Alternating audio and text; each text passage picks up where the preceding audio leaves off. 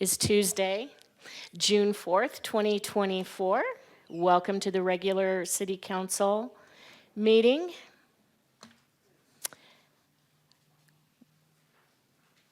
Calling the meeting to order, giving notice to members of the City Council and to the general public that at this meeting, the City Council may vote to go into executive session, which will not be open to the public, for discussion and consultation with the city's attorneys for legal advice on any item listed on the following agenda. Can we have roll call? Mayor Daggett. Here. Vice Mayor Aslan. Here. Councilmember Harris. Here. Councilmember House. Present. Councilmember Matthews. Here. Councilmember McCarthy. Here. Councilmember Sweet. Here. Councilmember Sweet, would you lead us in the Pledge of Allegiance? Would be my honor. Please stand if able.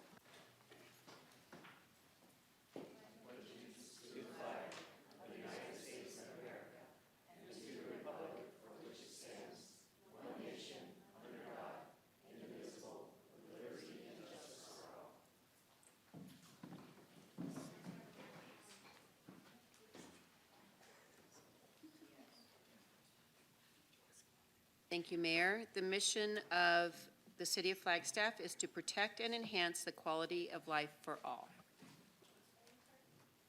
Thank you, Mayor. The Flagstaff City Council humbly acknowledges the ancestral homelands of this area's indigenous nations and original stewards. These lands, still inhabited by Native descendants, borders mountains sacred to indigenous peoples. We honor them, their legacies, their traditions, and their continued contributions. We celebrate their past, present, and future generations who will forever know this place as home.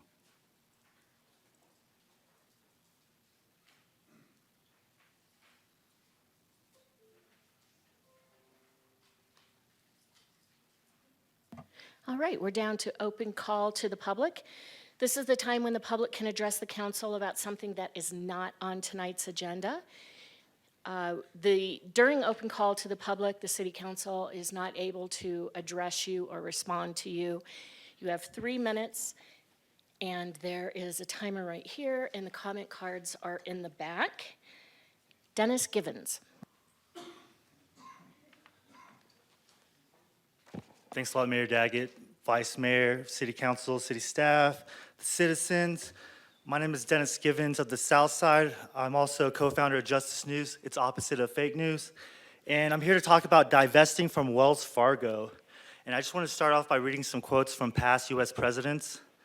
The first one is from Thomas Jefferson. It goes, "If the American people ever allowed private banks to control the issue of their currency, first by inflation, then by deflation, the banks and corporations that will grow up around the banks will deprive the people of all their property until their children wake up homeless on the continent their fathers conquered. The issuing power should be taken from the banks and restored to the people, to whom it properly belongs." I sincerely believe that banking establishments are more dangerous than standing armies, and that the principle of spending money to be paid by future generations under the name of funding is swindling on a large scale. Andrew Jackson stated, "The banks is trying to kill us, but I will kill it." The money powers prey upon the nation in time of peace and conspire against it in time of adversity. It is more despotic than a monarchy, more insolent than autocracy, and more selfish than bureaucracy. It denounces as public enemies all who questions its methods or throw light upon its crimes. Abraham Lincoln. Some people may want to divest from Wells Fargo due to the bank's history of unethical practices, including illegal practices. More than 60 million accounts were affected by misapplied payments, wrongful foreclosures, and incorrect fees and interest charges. Also, unauthorized accounts. Employees opened millions of unauthorized accounts in customers' names without their knowledge or consent. Identity theft. Customers' identities were stolen, which can impact their credit score and ability to get loans in the future. And also, they are funding fossil fuels. Wells Fargo is one of the many banks that's been criticized for funding fossil fuels while the climate crisis worsens, allegedly. They also deal with sketchy companies. BlackRock and Vanguard are the two largest shareholders of Wells Fargo. I don't know what BlackRock and Vanguard do, but we should all look it up and see if we like them. What I got, 50 seconds? Oh, this week I'll be running Morning Glory Cafe because the owner is getting surgery. If you mention this ad, I will give you a discount. So please come on in, get your fiber, and lay off the sugar and start eating more vegetables, everybody.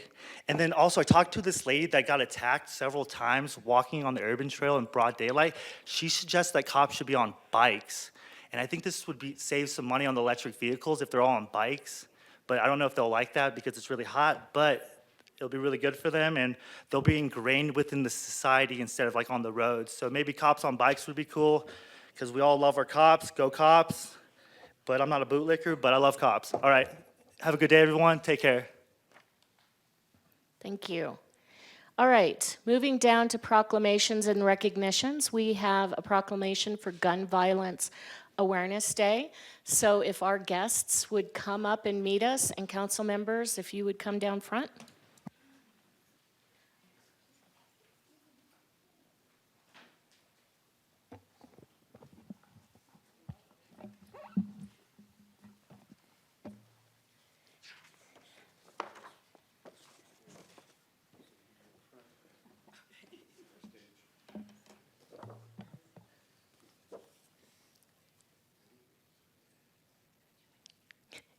Every day, 120 Americans are killed by gun violence, and more than 200 are shot and wounded, with an average of nearly 18,000 gun homicides every year. Americans are 26 times more likely to die by gun homicide than people in other high-income countries. Arizona has 1,290 gun deaths every year, with a rate of 17.2 deaths per 100,000 people. A crisis that costs the state $15.9 billion each year, of which $253.2 million is paid by taxpayers. Arizona has the 18th highest rate of gun deaths in the U.S.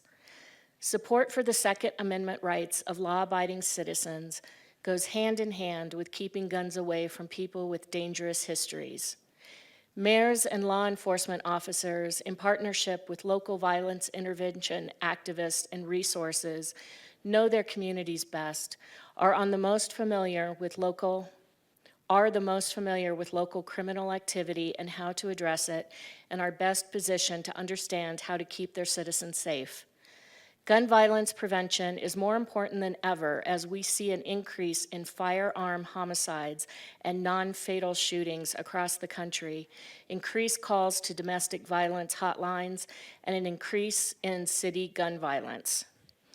In January 2013, Hadia Pendleton was tragically shot and killed at age 15, and on June 7th, 2024, to recognize the 27th birthday of Hadia Pendleton, born June 2nd, 1997, people across the United States will recognize National Gun Violence Awareness Day and wear orange in tribute to Hadia Pendleton and other victims of gun violence and the loved ones of those victims.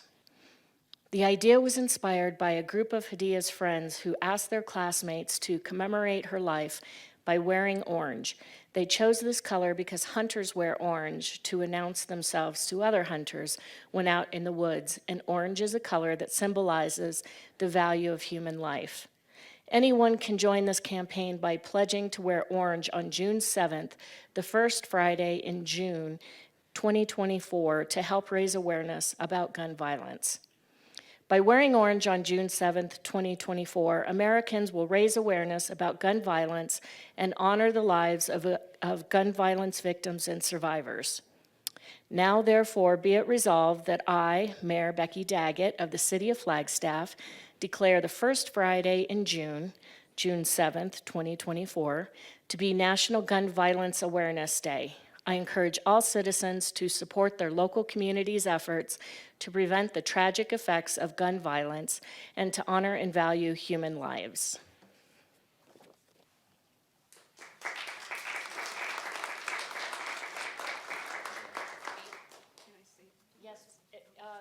Yes, let's get a picture.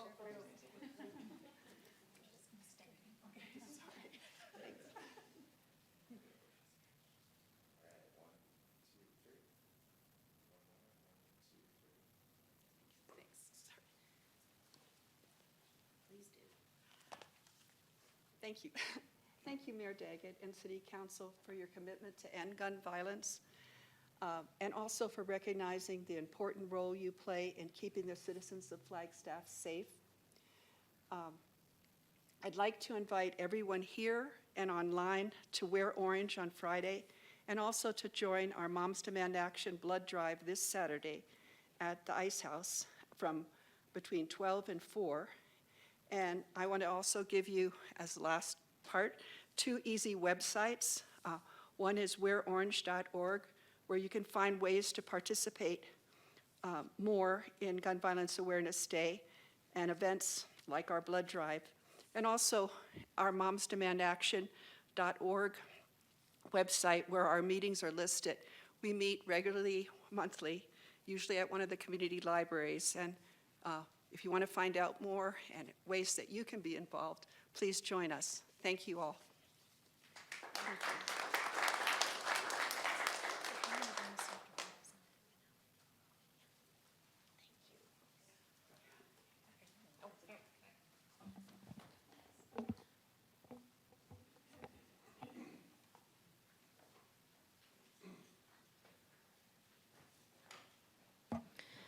All right, next up, we have council liaison reports, and I'll start with Councilmember House.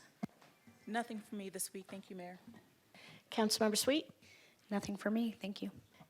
Nothing, thank you. Vice Mayor. I had 2 meetings this past month that were canceled because of quorum issues. We did meet the Coconino Plateau Water Advisory Council on Friday morning. It was a very nice meeting, lots of prep for our our September field trip, and also a really nice presentation from the Grand Canyon Community Trust on spring observations within the Grand Canyon from the Springs Stewardship Institute. That's all I have to report. Thank you. Councilmember Harris. Thank you, Mayor. Just a couple of things. I think some of us, at least I will, be attending the Timber Sky groundbreaking on, I think it's Thursday. Is it Thursday or Friday? Friday, okay. And then I just wanted to make sure that I invite everyone to Juneteenth activities. There's a gala Friday night. Tickets are still available. And then the festival is Saturday. And then Sunday is just a community conversation or community talk. And then the last thing I wanted to mention is that I want to say a big thank you to Mountain Line. They've instituted their Summer Youth Pass. And so kids can, between the ages of 7 and 17, can get a pass for $24, and they can ride all over the city, pretty much anywhere. I'm not sure if there's a curfew on that or not, but, and it's a great way to teach kids responsibility in a safe environment. And so I just wanted to say kudos to Mountain Line for doing that. Thank you, Mountain Line. That's it for me. Councilmember Matthews. I don't have anything at this time. Thank you, Mayor. Nothing from me as well. So we'll move down to appointments. And before we jump into appointments, we have a public comment. Anthony Garcia.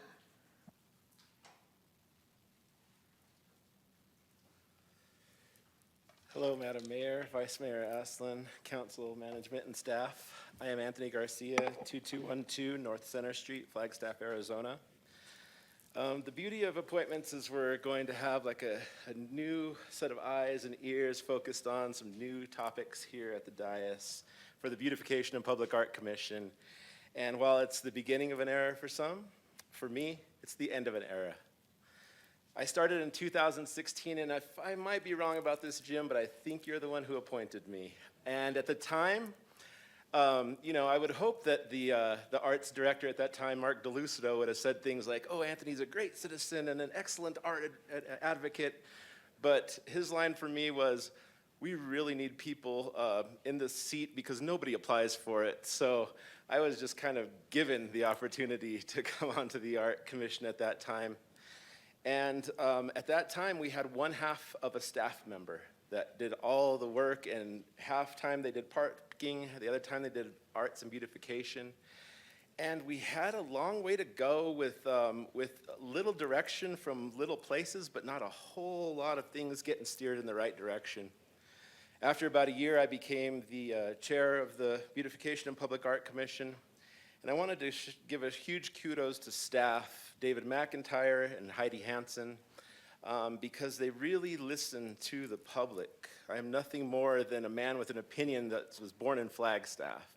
But yet, they sat me down and asked, what do we need to do to make this department better? And over a year and a half of conversations, they took my words that were really the commission's words. I just had the opportunity to speak them, but it was kind of in the air that change needed to happen.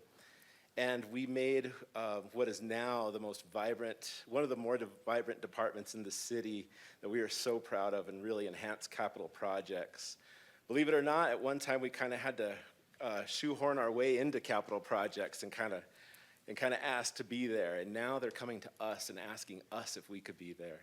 So I've seen the maturation of the program through, from Mark DeLucido to Eliza Kretzsmith to Jana Welding, turn into something that I'm really proud to see in the city, and I think that makes the city a better place for us all to live.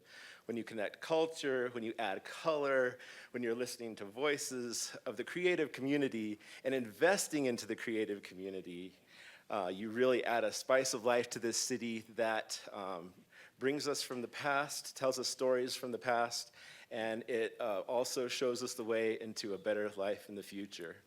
From here, I got to run to a meeting where we're going to be setting up a 3D art thing next to the Murdoch Center, and then to the regional plan. And without being appointed to the you. BPAC, I would have not had that opportunity. Thank you, Anthony. Guys. Okay, so moving into appointments, the first appointment will be done by Councilmember Matthews. Thank you, Mayor. I'd like to reappoint Carla McCord. I'm not sure the term. June 2027. June 2027. I'll second. Any discussion? All those in favor? Aye. Aye. Aye. Any opposed? Councilmember Harris. I was happy to see that we had a number of applications, which is always good to see. When I was thinking about the appointments, I wanted to look at bringing on some new eyes onto the committee, and that's been my goal in all of our committees, is just bring different voices to the table. There's a lot to be said about continuity, and I think Carla is going to do that in the role that she plays. But I would like to appoint Michael Rulon to a term ending, and I'm going to have to ask Stacy to give me the June term. 2027. June 2027. Is there a second? Second. Any discussion? All those in favor? Aye. Aye. Any opposed? All right. Councilmember McCarthy. Thank you, Mayor. I'd first of all like to say that we had, 7 applicants, and they're all very qualified. We would be well served by any of those 7. But I would like to move that we appoint Matt McGrath to a term expiring June 2027. I'll second. Any discussion? All those in favor? Aye. Aye. Any opposed? All right. Thank you, council. Moving down to item number 8, liquor license public hearings. I am first going to open the public hearing, and I believe we should have a presentation from staff. Hello and welcome.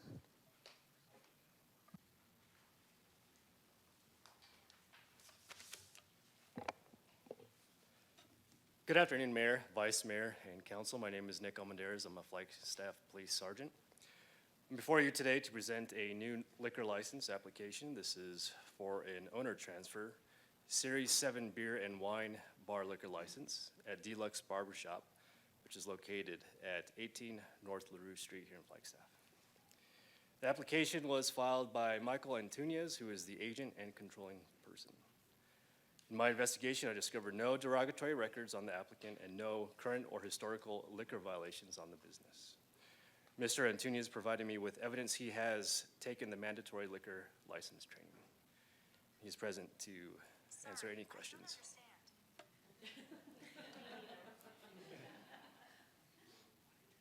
Thank you. Council, do you have any questions? Councilmember Harris.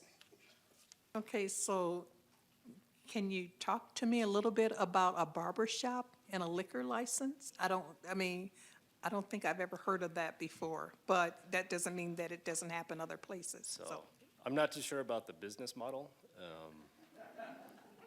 Sounds like a place where you could get a good buzz.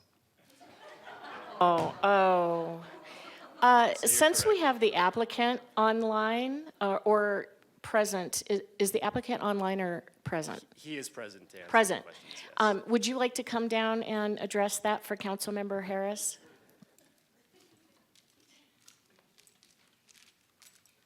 So, just as he said, place to get a buzz. No, really, they do offer it a lot in bigger cities. I just wanted to bring it here to the town because I know that there's a lot of shops that do it illegally. So I wanted to be able to do it the right way. So.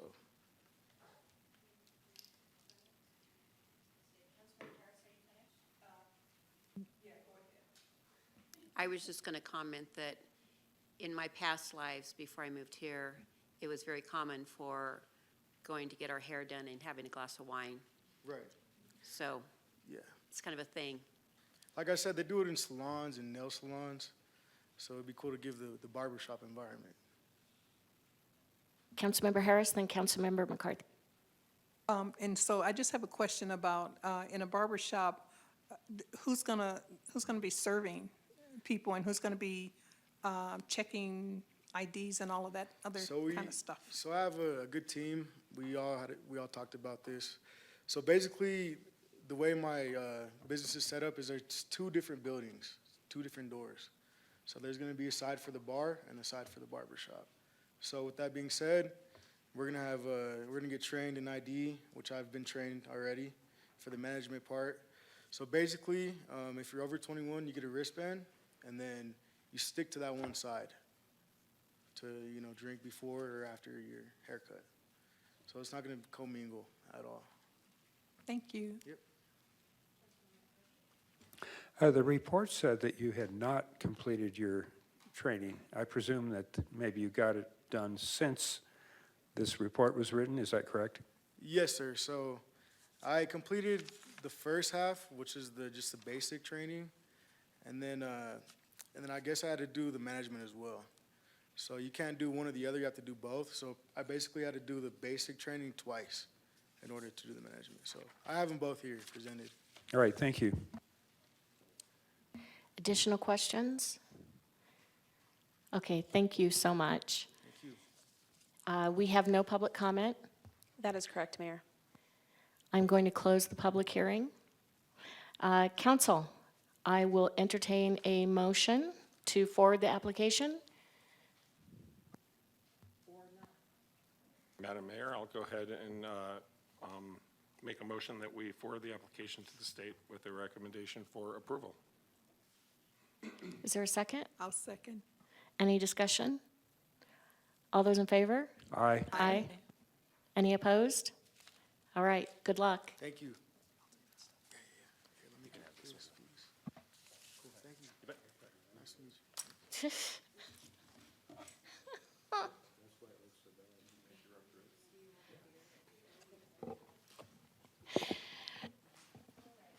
We're moving down to item number 9, consent agenda. And I understand that Councilmember Harris would like to pull a couple of items. Yes, I'd like to pull items A as in apple and E as in elephant.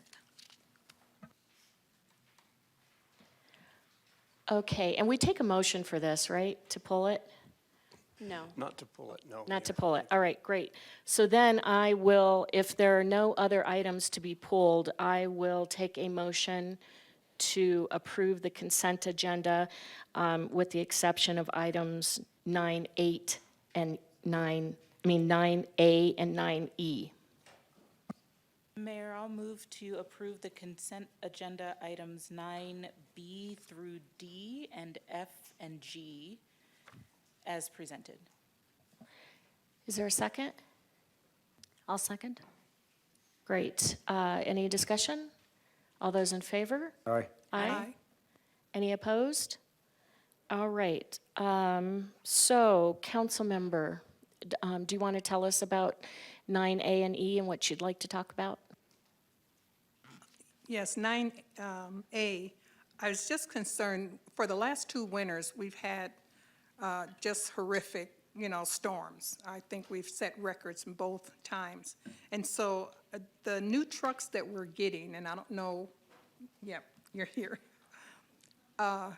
These are new, we haven't had them before, correct? Or how are they going to perform? I'm just worried about that and I'm sure that you all have done your research, so I know you're professional, but I just want to make sure that we've thought it through.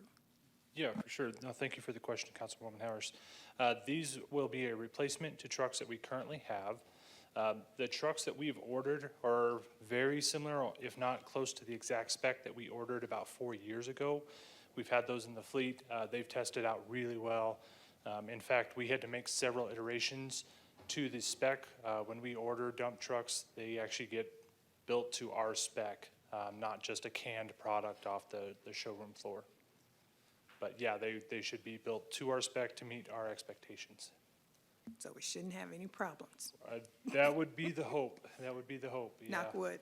Exactly. Because we get another 39 inches, sorry. Yeah, and this is 2 of 4. The other 2 will come to you after break. Okay. And so that was all I wanted to say about that. I just wanted to ask that question, Mayor. Did you want to say anything about E? Yeah.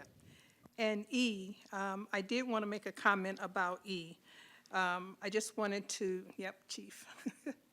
I just want to say thank you very much for moving forward with this, and thank you to whoever else decided that we could move forward, because I consider this an emergency. Anytime we need new vehicles, and because we're down, whatever is available, we have to take, because we don't want the response time to be lessened. And we also don't want to put our citizens in harm's way. We're going to move forward with our climate emergency, and we're going to do what we need to do, but the safety of our residents always comes first over everything else.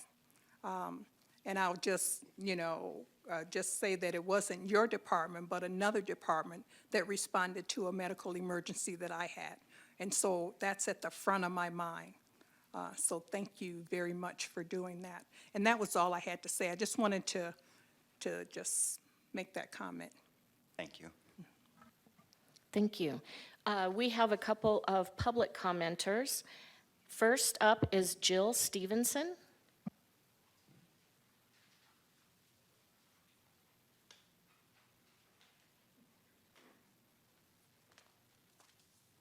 I'm Jill Stevenson. Glad to see you, Mayor and council members and staff. I appreciate the opportunity to talk with you again. If we are truly aiming to reach the goal of carbon neutrality by 2030, shouldn't we be doing everything possible in that direction? We do applaud the actions that the city is making to offset our carbon footprint. But since transitioning the city's fleet to electric vehicles is part of that plan, I'm confused as to why all new vehicles purchased are not electric vehicles. We know there are electric police cars and dump trucks available with many options, and I would think with some planning ahead, they would be able to be ordered. There's certainly money enough in the Inflation Reduction Act. There are many charging stations in and around Flagstaff. What is the holdup? Are options being presented to the council? And if not, why not? We need to proceed towards net zero carbon as quickly as possible. The scientists are telling us this. Please keep this goal in mind with all vehicle purchases and purchases of all kinds. Thank you for your consideration. Thank you. Phoenix Eskridge Aldama.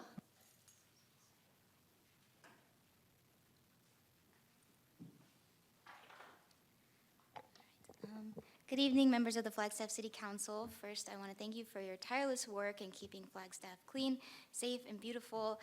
Big thank you to our police force. I'm from Tucson, and just the peace of mind of being able to feel safe walking around town is like, it's so valuable to me. So thank you, thank you, thank you. Your commitment to our community is evident, and we all benefit from the positive impact of your efforts.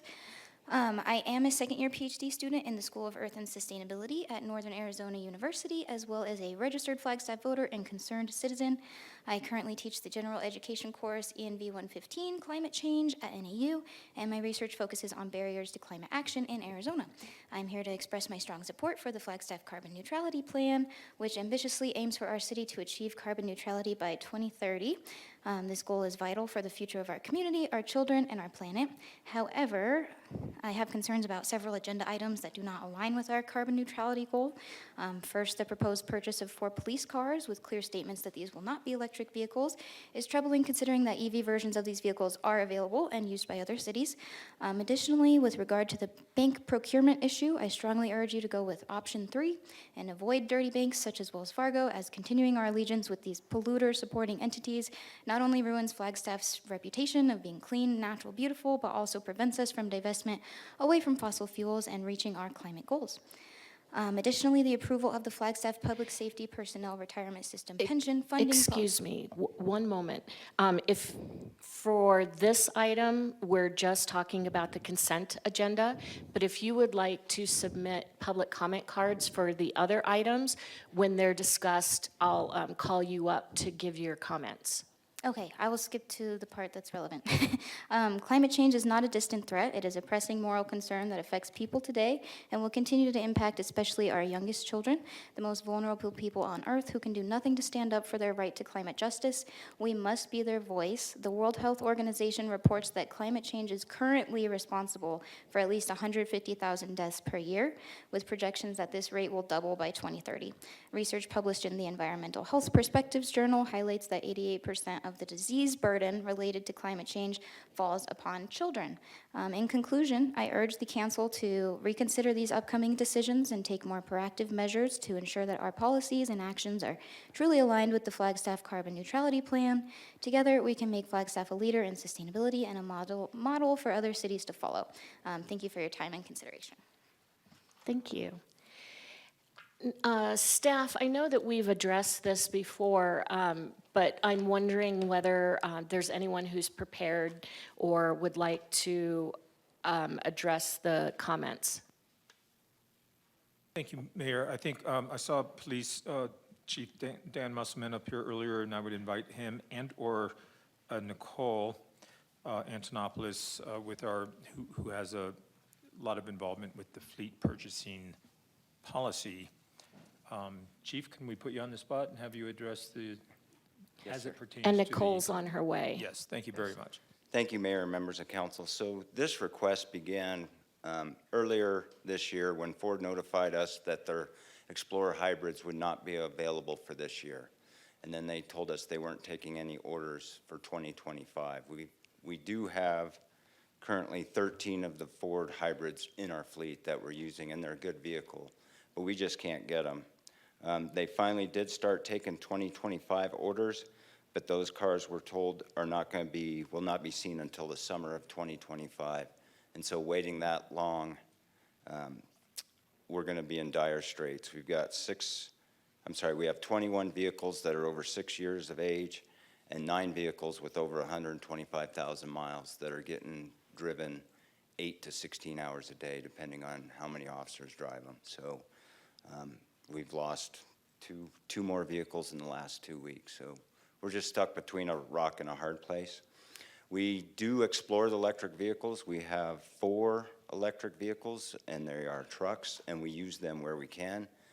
We just haven't had good luck putting them into our patrol fleet. We use them for our police aides, our animal control officers, and where it makes more sense, where we're not running as many electronics and lights and things.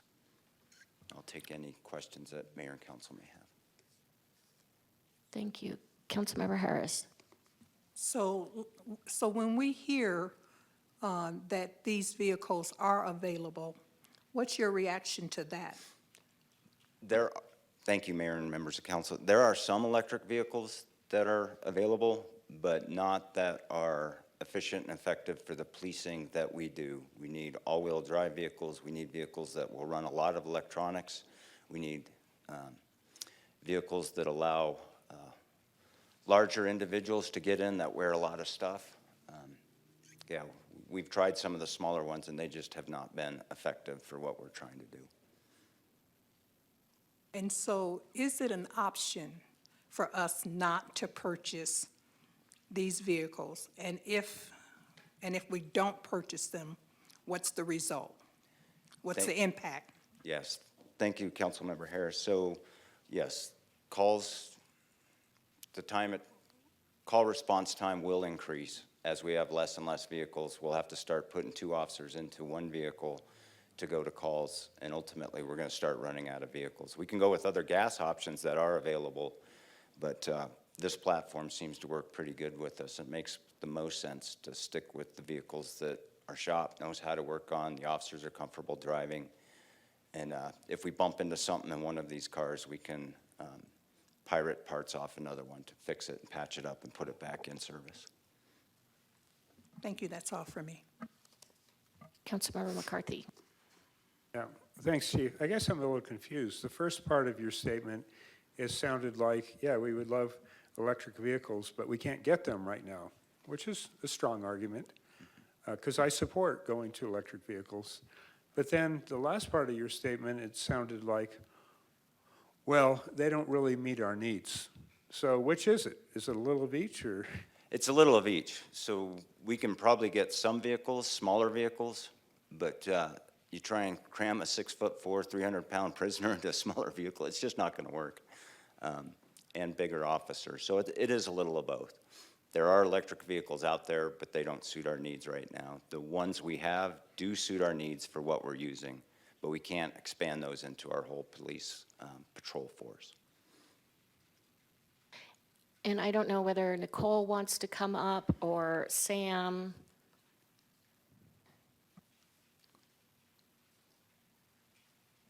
Good afternoon, Mayor and Council. Nicole Antonopoulos, Sustainability Director. Thank you for including me into the conversation. We do have our fleet experts online, and so I do want to give that opportunity to both Jen Brown and or Danae Pressler to chime in. But some of the key points that the chief made are correct. Availability and infrastructure are still a current challenge that we are facing.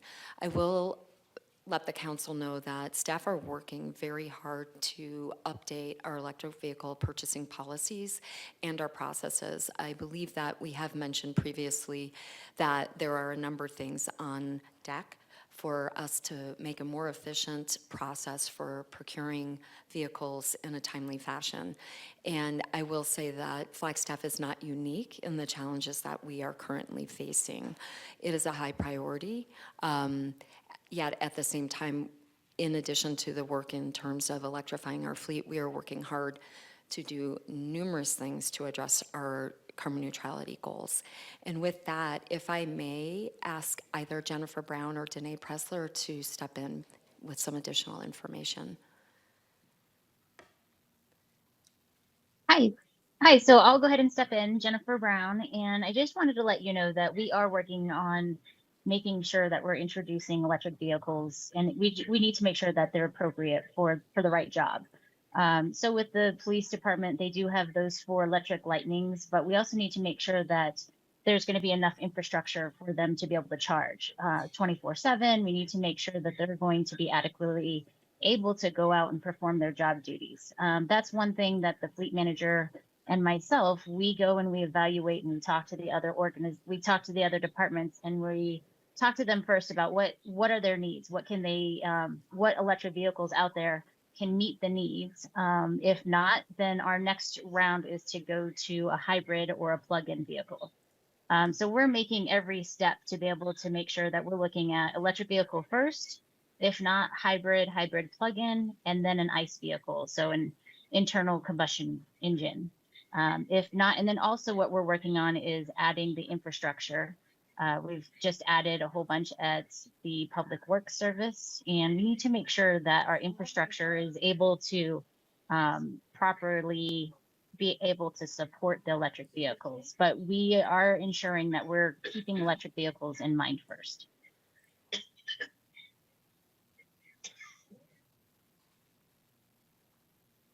Mayor, Council, if I may just add on to that, this is Danae Pressler with the Sustainability Office. And echoing everything that was said here, this has been a difficult but a really important decision. We recognize and there are many priorities that the city has to balance, and certainly public safety is a key priority. The one of the reasons that we weren't able to go with electric vehicles for this time at this time is because we would need to have that DC fast charging in place in order to even consider it in the patrol. And without that infrastructure available, which we don't have currently within the city for our city fleet vehicles, it won't make sense to pilot this. But PD has been really open to working with us, and we are looking at how we can get our infrastructure into place so that we can easily pilot and incorporate new EV models into the city's fleet.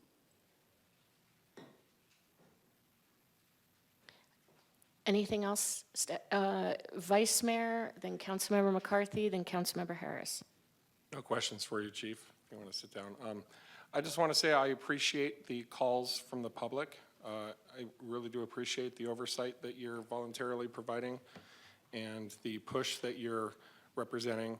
I think it's widely desired in the community, and you guys being here demonstrates that these requests come from the people in the city of Flagstaff and not representing pet projects, so to speak, from various council members.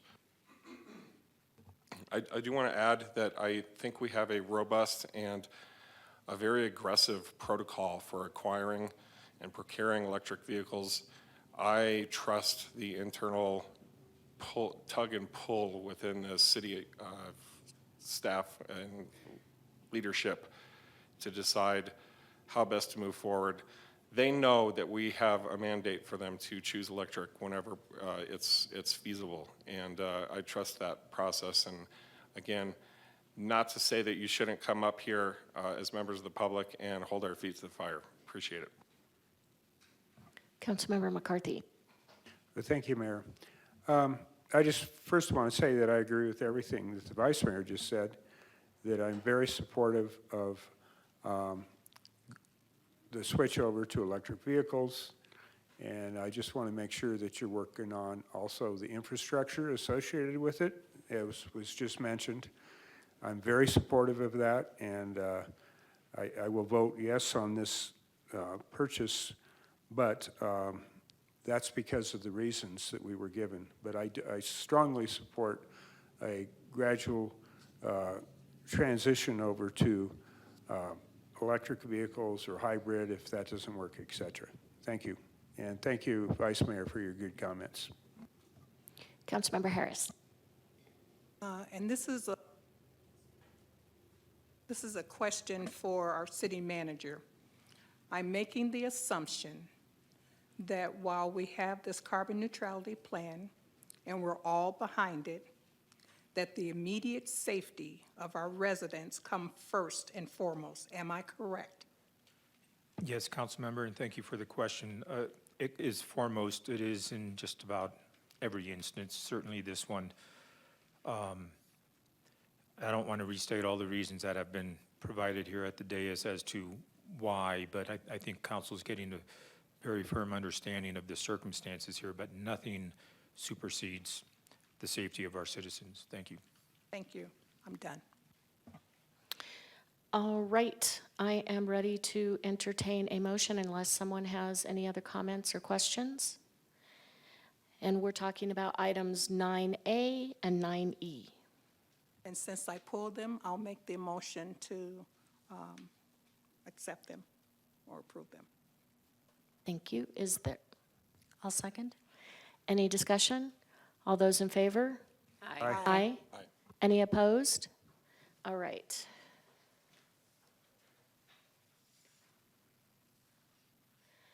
Moving down to the regular agenda, consideration and adoption of resolution number 2024-25. This is regarding the tentative budget for fiscal year 24-25. Good evening, Mayor, Council. My name is Heidi Derryberry. I am the city's Assistant Finance Director. I'm here this evening to present the city's fiscal year 2024-2025 tentative budget for adoption via resolution.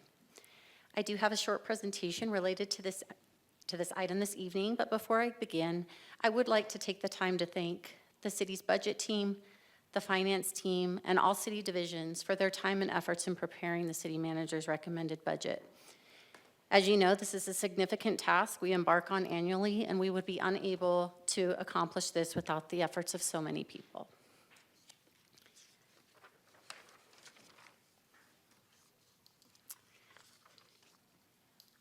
I'd first like to begin with the timeline of the remaining items we have. Tonight, June 4th, we are here to adopt the tentative budget. This adoption sets the maximum appropriation, as well as it sets in motion the legal requirements for the final budget adoption. We will be back on June 18th for the public hearing for the budget, as well as the tax levy. We will be here for final budget adoption, as well as the first reading of the property tax ordinance. Then again, on July 2nd, we will be here for the second reading and adoption of the property tax ordinance.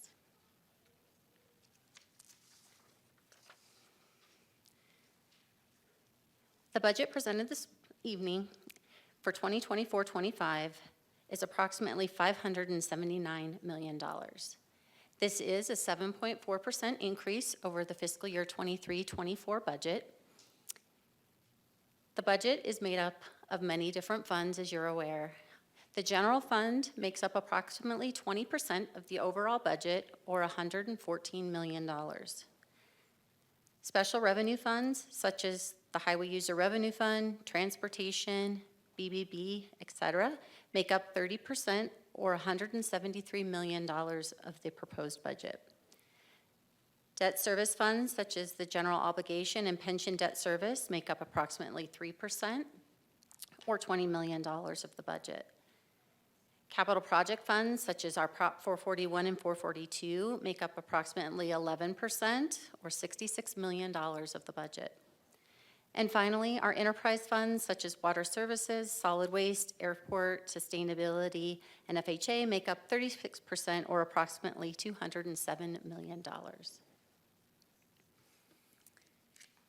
Some highlights that I'd like to talk about that we considered during the preparation of this year's budget.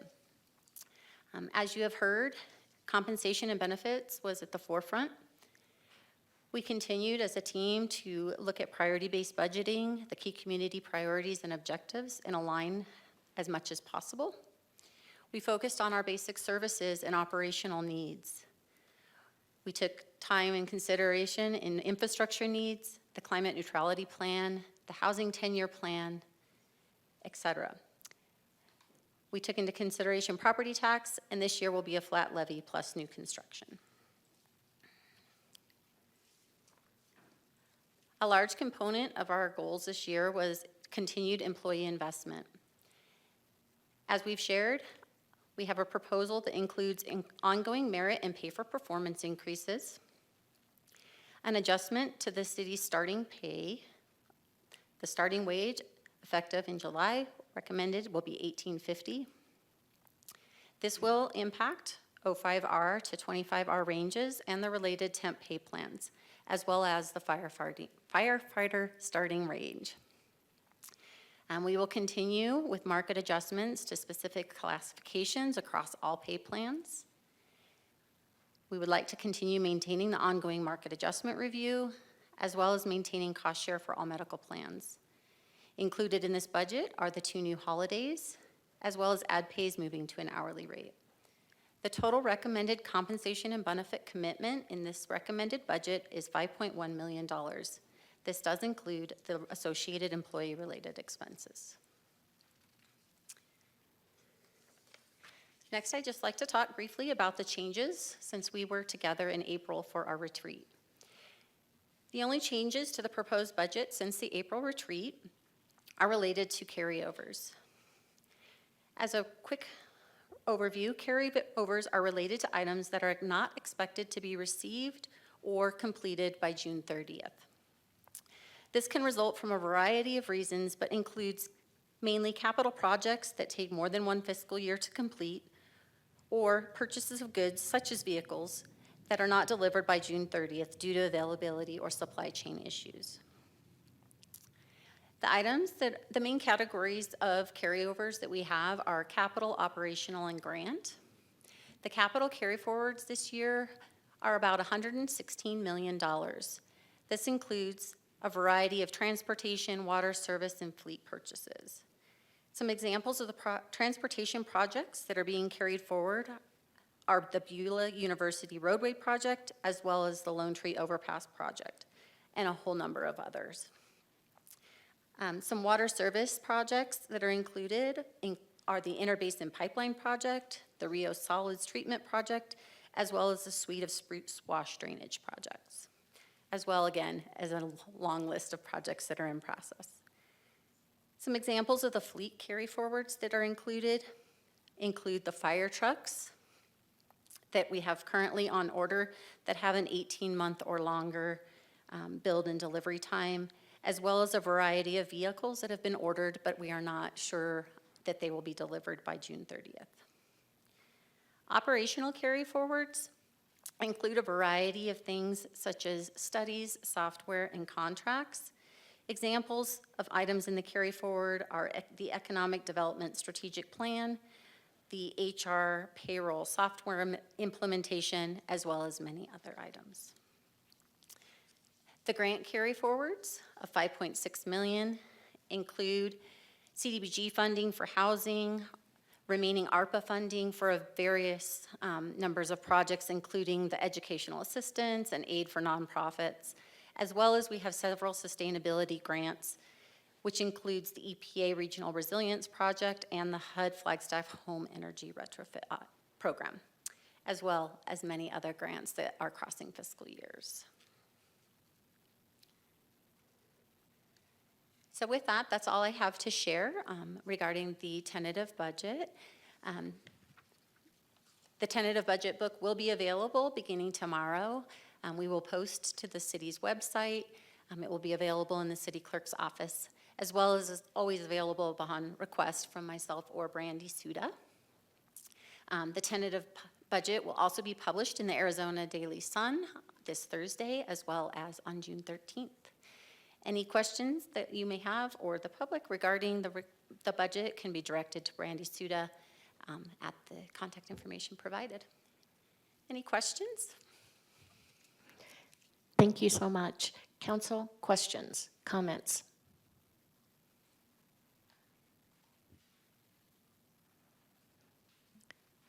That was a great follow-up to the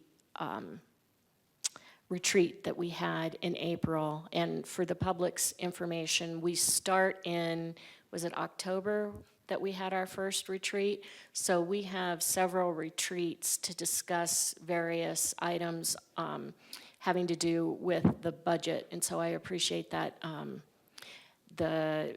what has come since then. All right, is someone ready to make a motion then? Mayor, I will move that we read resolution number 2024-25 by title only. I'll second. Any discussion? All those in favor? Aye. Aye. Any opposed? All right, City Clerk? A resolution of the Council of the City of Flagstaff, Arizona, adopting the tentative budget for the fiscal year 2024-2025. Motion to adopt? Yes, Mayor, I will move to adopt resolution number 2024-25. I'll second. Any discussion? All those in favor? Aye. Any opposed? All right, thank you so much. Thank you. All right, moving down to item 10B. This is consideration and adoption of resolution number 2024-24. This has to do with the Flagstaff Public Safety Personnel Retirement System pension funding policy. Welcome. Hello, and good to see you, Mayor, Vice Mayor, City Council. Rick Tatter, Management Service Director. This is a item that's related to an annual state requirement that city councils adopt a annual Public Safety Personnel Retirement Plan, or PSPRS, funding policy. We've been adopting these annual plans and policies since fiscal year 2020. This year's policy reflects where our PSPRS plans sat effective last actuarial report, which is June 30th, 2023. For our fire plan, we were still above 100% funded, about 102%, while the funding for our police pension plan did drop below our goal of being 100% funded and has dropped to 97.9%. There are many factors that go into changes of an actuarial plan and our liabilities that we have, and we are working hard to look at our actuarial models, as well as we are setting up meetings in the future with public safety personnel retirement plan system employees to understand our model even better and to make sure we continue to maintain and get back to the 100% for the long term. Some of the factors that could be impacting this is return on investments, changes in assumptions in the actuarials, as well as our base payroll and pay plans. We've made a lot of strides in paying employees a market level position and changing our pay plans. And these do have effects on what our contributions are and what our liabilities are in the future. So those are good things. We're okay with those types of changes and the impacts. Brandy Suda, our finance director, and I have looked at the model.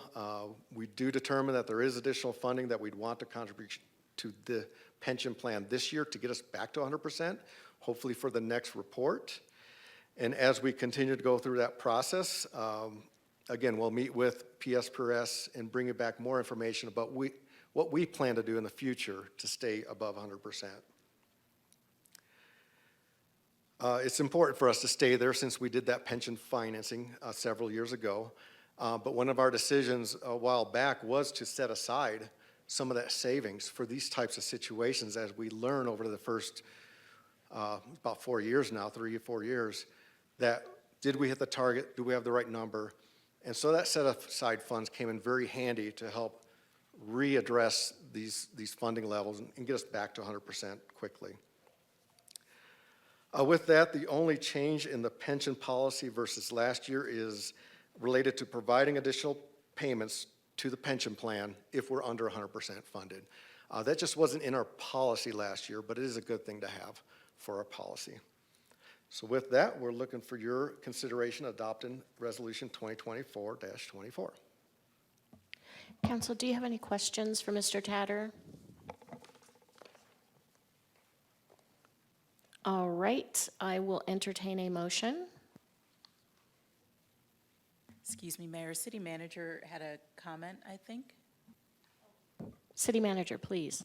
I'd never like to interfere with a pending motion. I just wanted to echo comments that Mr. Tatter just made with regard to the savings that are being utilized to cover this little bit of a shortfall, and to emphasize that contingency was built into this refinance package years ago, and this is exactly the reason why it was built in. Is there were some unknowns at the outset, the things that Rick spoke to, and their impact upon the fund. So I think it's entirely appropriate to be having this solution presented to council to utilize the contingency funds, to help cover this gap, and I'm just adding the fact that it is what it was intended to do. So thank you. Thank you. All right, I'm ready for a motion.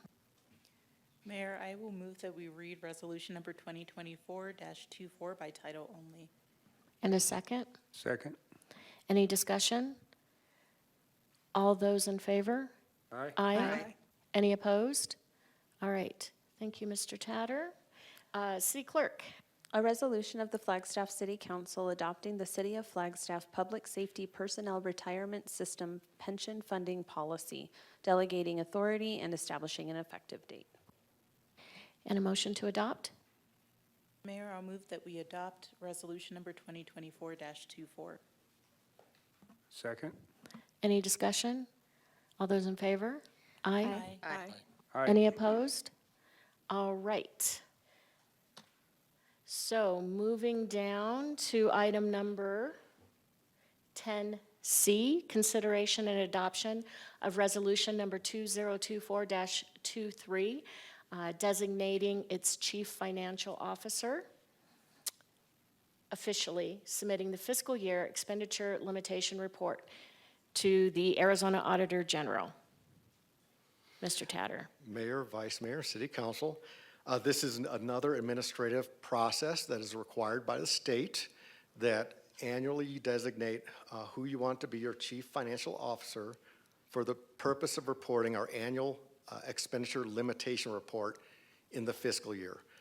We've been doing this for several years. It's really just a practice that we do. Being the treasurer of the City of Flagstaff, I've been designated for the last several years. And so we're just looking for your approval of this resolution. Council, any questions or comments? Councilmember Matthews. Do we have other choices? Just kidding. Yes, you do. Absolutely.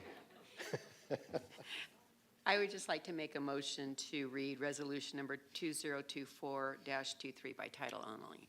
And Rick, you're a great representative. Is there a second? I'm here for you. I'll second. Just had to give you a hard time. Any discussion? All those in favor? Aye. Aye. Any opposed?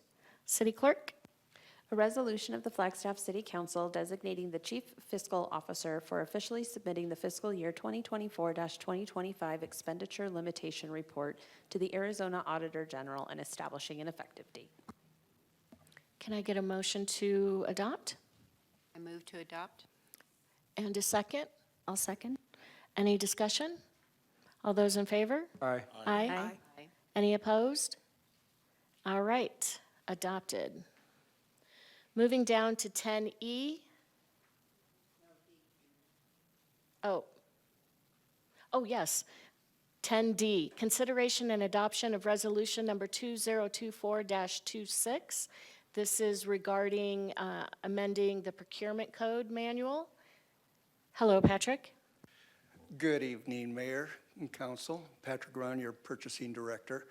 I made presentation last week, and this resolution is amending the procurement code manual with the direction that Council gave us last week with option 1. I do not have a presentation, but I am here for questions. Thank you. So we will take questions from council, and then I'll take public comment, and then we can deliberate. So are there any questions from council for Patrick?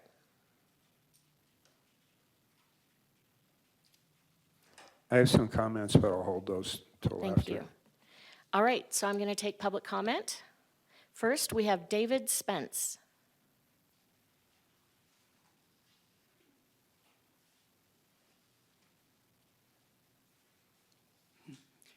Good evening, Mayor and Council. I was here last week. My name is David Spence, and I was here last week and thanked the city staff for developing a mechanism to bring climate action into the procurement code. I'm here tonight to say that option 1, in my opinion, is not strong enough. What we need to realize is the basic knowledge that our atmosphere and our oceans circulate worldwide. And what we do as individuals, as a city government, a state or a national government, or other nations in the world, what everybody does affects everybody else. With regard to Wells Fargo, This institution, as we all have learned, is one of the 4 largest funders of new fossil fuel projects in our world. And this bank has a bad reputation with regard to its illegal actions and unethical business practices, specifically with regard to global warming. This bank could change its policy overnight. If this bank wants to retain its customers and be a responsible company in the world where we are facing global warming, this bank needs to change its practice. And apparently, they're not going to change their practice until they lose enough customers to affect their bottom line. And that is why I'm here tonight to ask the City Council to strengthen option 1, to make sure that the procurement of new banking services, the next RFP, includes strong enough language and criteria that a bad actor does not get to the top of the list. I thank you for your consideration. Thank you. Jill Stevenson.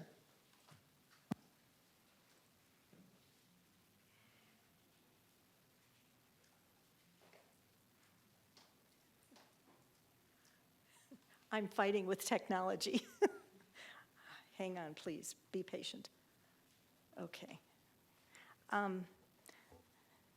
am Jill Stevenson, but I'm reading the public comment for Dr. Kim Curtis from Fossil Free Arizona.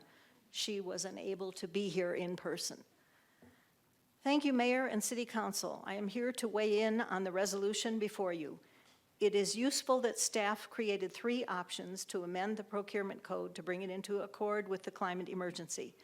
As you know, for 30 years, the City of Flagstaff has contracted with Wells Fargo, a bank that for decades has been among the top 5 global funders of the fossil fuel industry. And they continue to this day to expand that funding. We do not want banks such as these using our public dollars to continue their disastrous business as usual approach.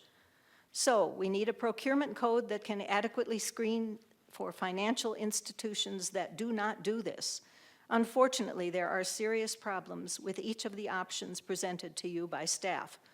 Moreover, the public and the council has been given only 1 week to assess the options.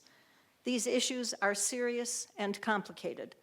This is absolutely not enough time for good decision-making.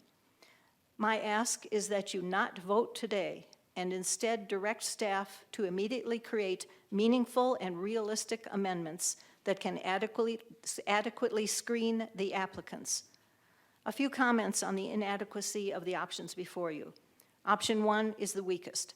It gives only 10 points, 10% of the overall scoring for climate-related criteria. This is far too low and is likely to enable a contract to be awarded to a rogue financial institution like Wells Fargo. Give greater weight to climate criteria. It could and should be amended to give greater weight to climate criteria. Option 2 largely just requires reporting. There's a lot of opportunity for banks to engage in greenwashing under this option. This option doesn't have screening teeth. Option 3, the strongest, may be unrealistic as written. While it clearly excludes consideration of the top global fossil fuel funding banks, there are very few absolutely fossil-free banks. What there are local and regional financial institutions that do not play the absolutely destructive role in perpetuating the climate crisis. To have a meaningful amendment options that enable the city to take responsibility for the climate emergency, we need options that can screen out those banks responsible for the vast majority of fossil fuel investments and options that give adequate weight to the climate-related criteria. I urge you to delay consideration of these amendments and to direct staff immediately to draft a meaningful and realistic amendment option with teeth. Thank you very much. Thank you. Dee Hoagland.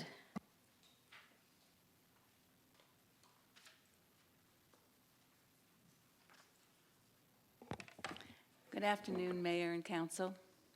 Thanks for this opportunity to express my concerns. Cities and states throughout the U.S. are tackling the climate crisis and reducing their carbon footprint. Some are phasing out new gasoline-powered vehicle purchases. Some are revising their building codes and procurement codes. Flagstaff is not the first and is not alone in this challenge. I think we can agree that a bank should not engage in and profit from discriminatory practices, whether they are based on sexual orientation, race, religion, or age. This would be unacceptable. Should a bank fund and profit from an industry that contributes to climate change? Should we continue to support and encourage this? This is unacceptable. I urge you to update the city's purchasing policy to include climate change when seeking banking services. Wells Fargo is not only unethical and corrupt, but a top funder of the fossil fuel industry. Stop the money pipeline. Thank you. Thank you. Kathy Flackus.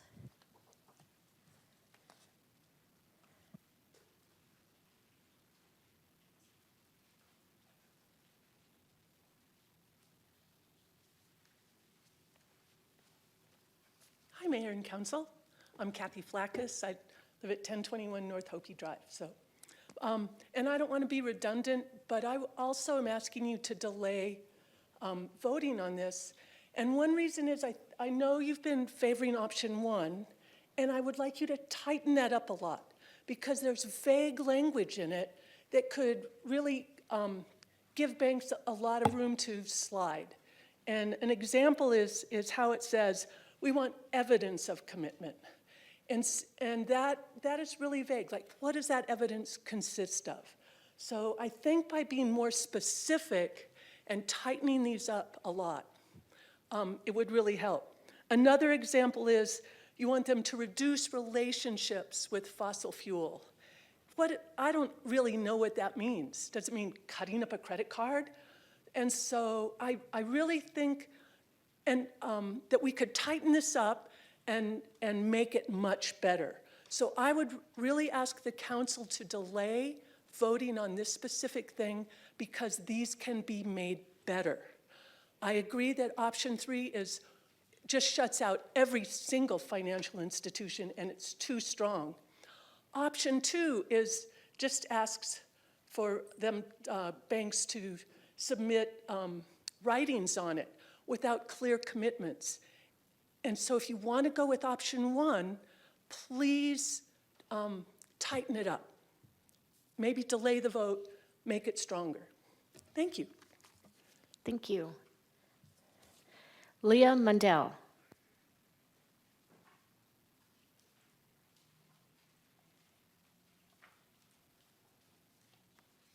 Good evening, Mayor and Council. My name is Leah Mundell. I'm here on behalf of Northern Arizona Interfaith Council. We haven't had a lot of time to, as a council, discuss this issue because it's been such a short time that since these options have been presented.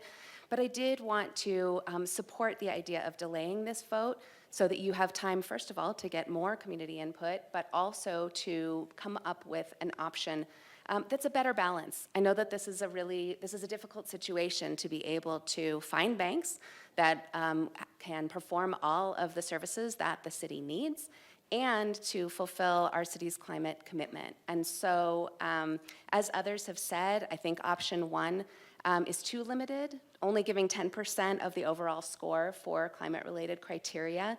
It would be good to explore how other cities are weighting this and whether it would be possible to give a larger percentage of that criteria to our climate goals. I think that, as others have said, option 2, too much put on the applicant companies that could allow them to misrepresent their relationships with fossil fuel companies.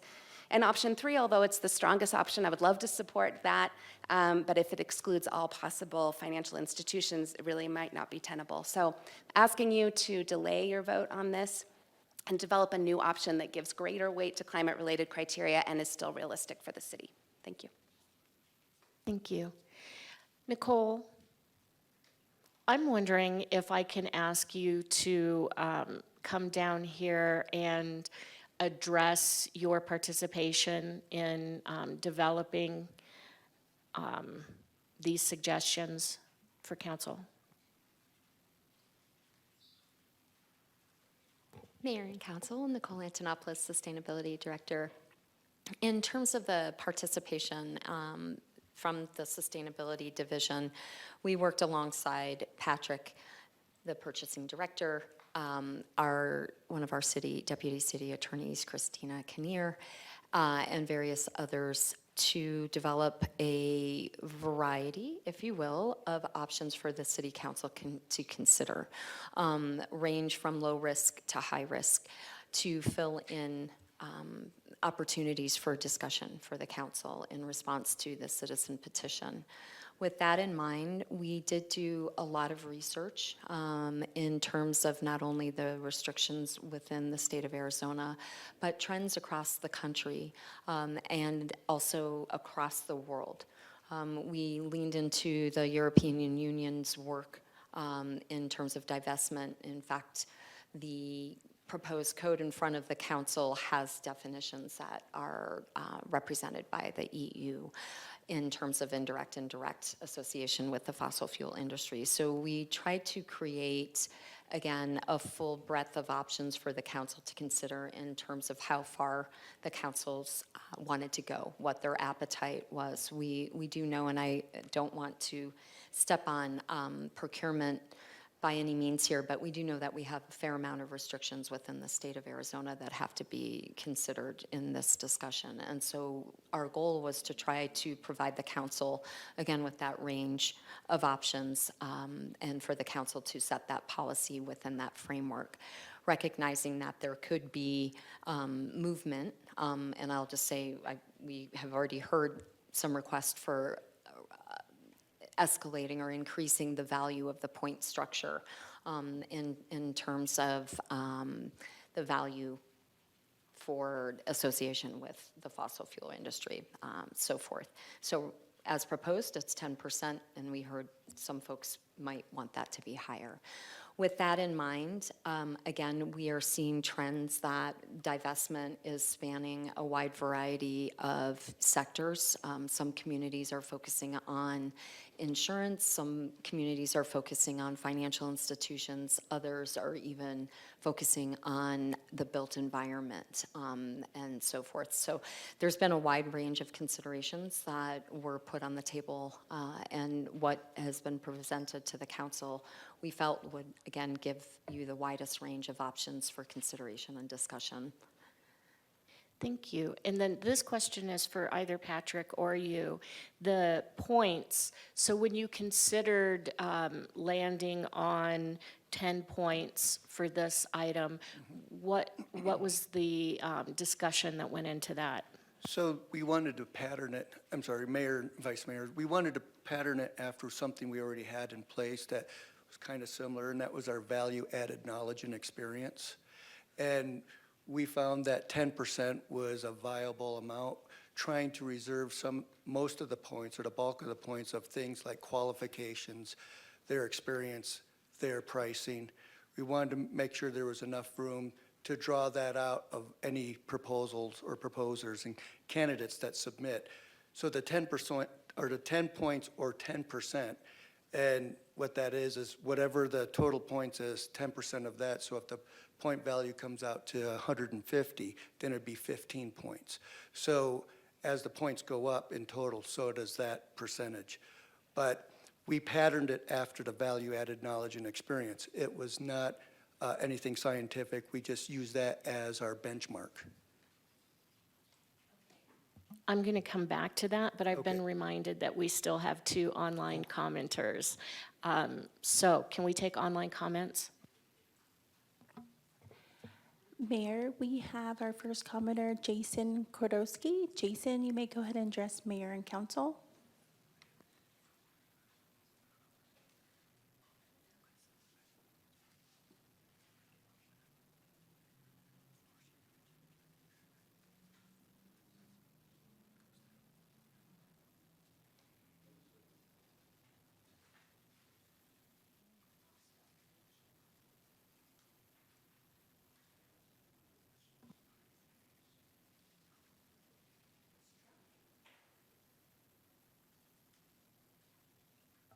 Apologies, Mayor, we're having some technical difficulties.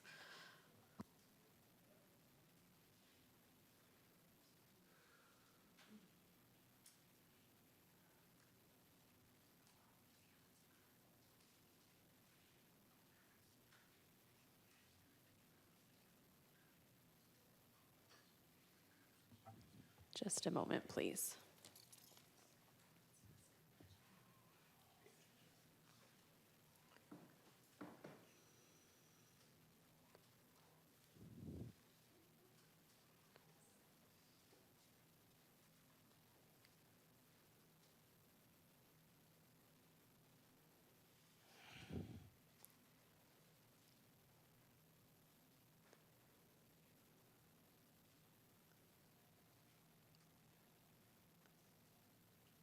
Fingers crossed.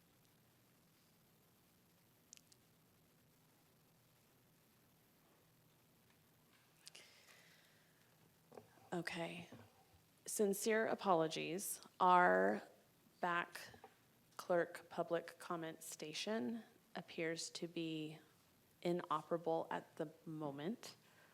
I would ask that our two online commenters please submit their comments to the online public comment email, which is publiccomment@flagstaffaz.gov. And again, sincere apologies. We'll start to see if we can figure out what's going on. Okay, thank you.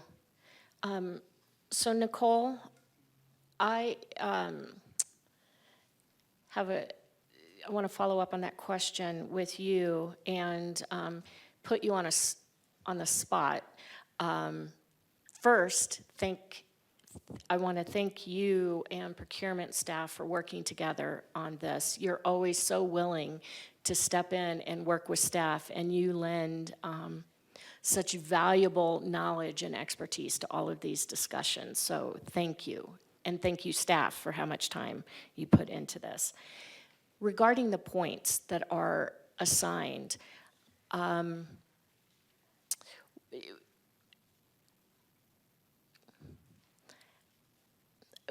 what are your thoughts about the number of points that are assigned for this particular measure? Mayor and Council, I was actually going to try to bring up an example of a value-added point structure.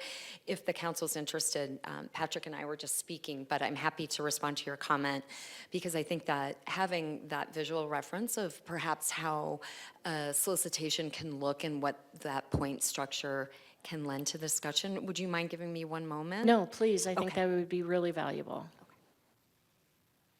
Now I'm on the spot to find it.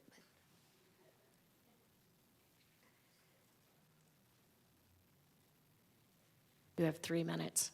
Okay. Got it.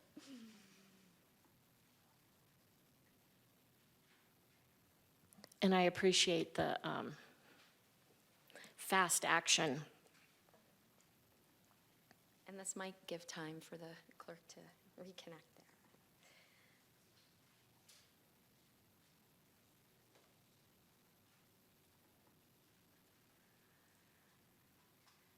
So I would think that this might be a little longer than we want to spend, but give me just one more moment.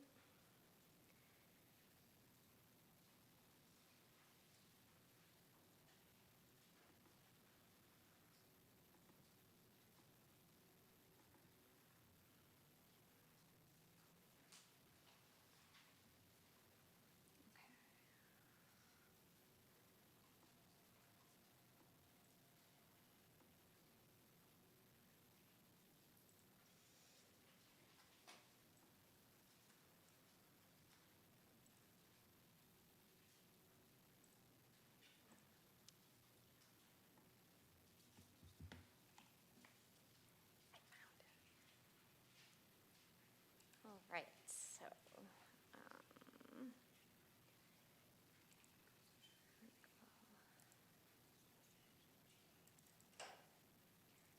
Patrick, I hope I'm correct in using this example, but we will find out.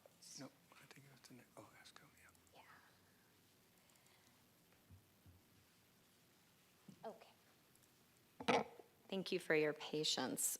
And I hope that this is an appropriate example, but I'm a very visual learner and processor, so my hope is that this will be beneficial for the council and the community as we talk about that point or evaluative criteria. All right. So, and Patrick, I don't know if you prefer to walk the council through this. It seems more appropriate, and then I will promise to answer your question. So let's get down to the actual evaluation criteria. And this is for a solicitation we did for ESCO.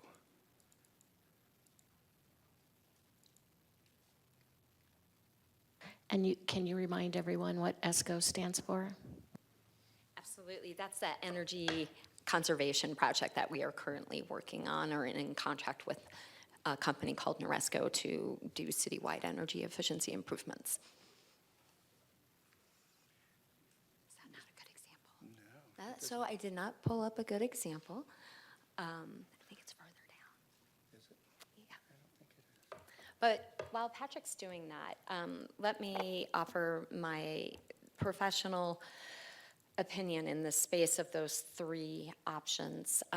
From a sustainability lens, we have been charged with and asked to lead the city's carbon neutrality goals. As a local greenhouse gas emission reduction strategy, this does not rank high.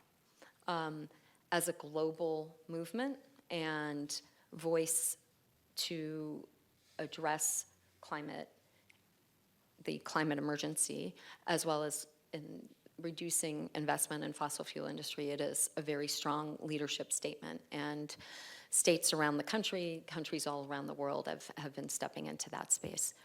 The option number two, with an increased value from my professional lens, would be the most impactful for our organization and where we are today.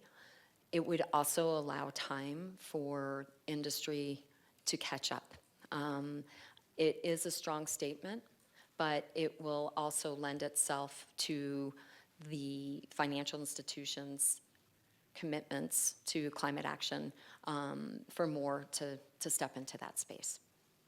So it has the opportunity to create a shift in business thinking and business investments.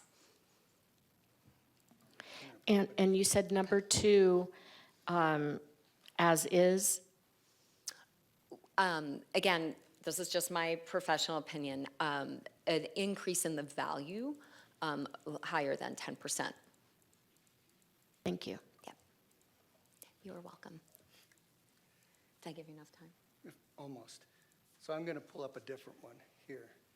So we have, so these are evaluative criteria for a professional services. It's an RSOQ, but it's the same for an RFP. So what we look at is we put a lot of weight on experience of the company and the employees. 40 points here for project experience for that company.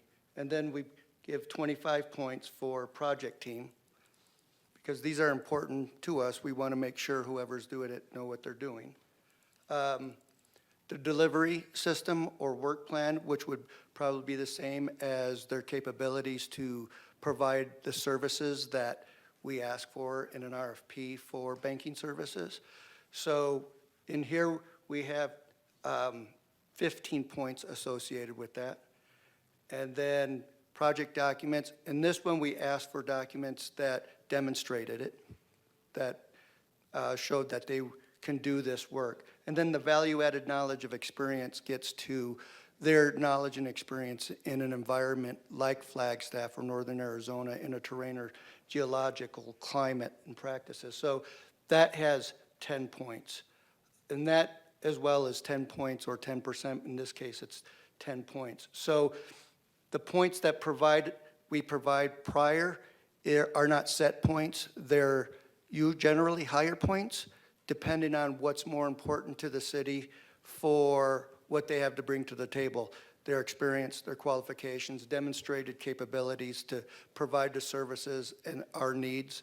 And then we'd get down to option 1 or 2, whatever you decide on, and those points are up to you to decide. We put 10 in there because that's what we use for value-added knowledge and experience. Thank you. I very much appreciate all of that. So council, I have Councilmember Matthews.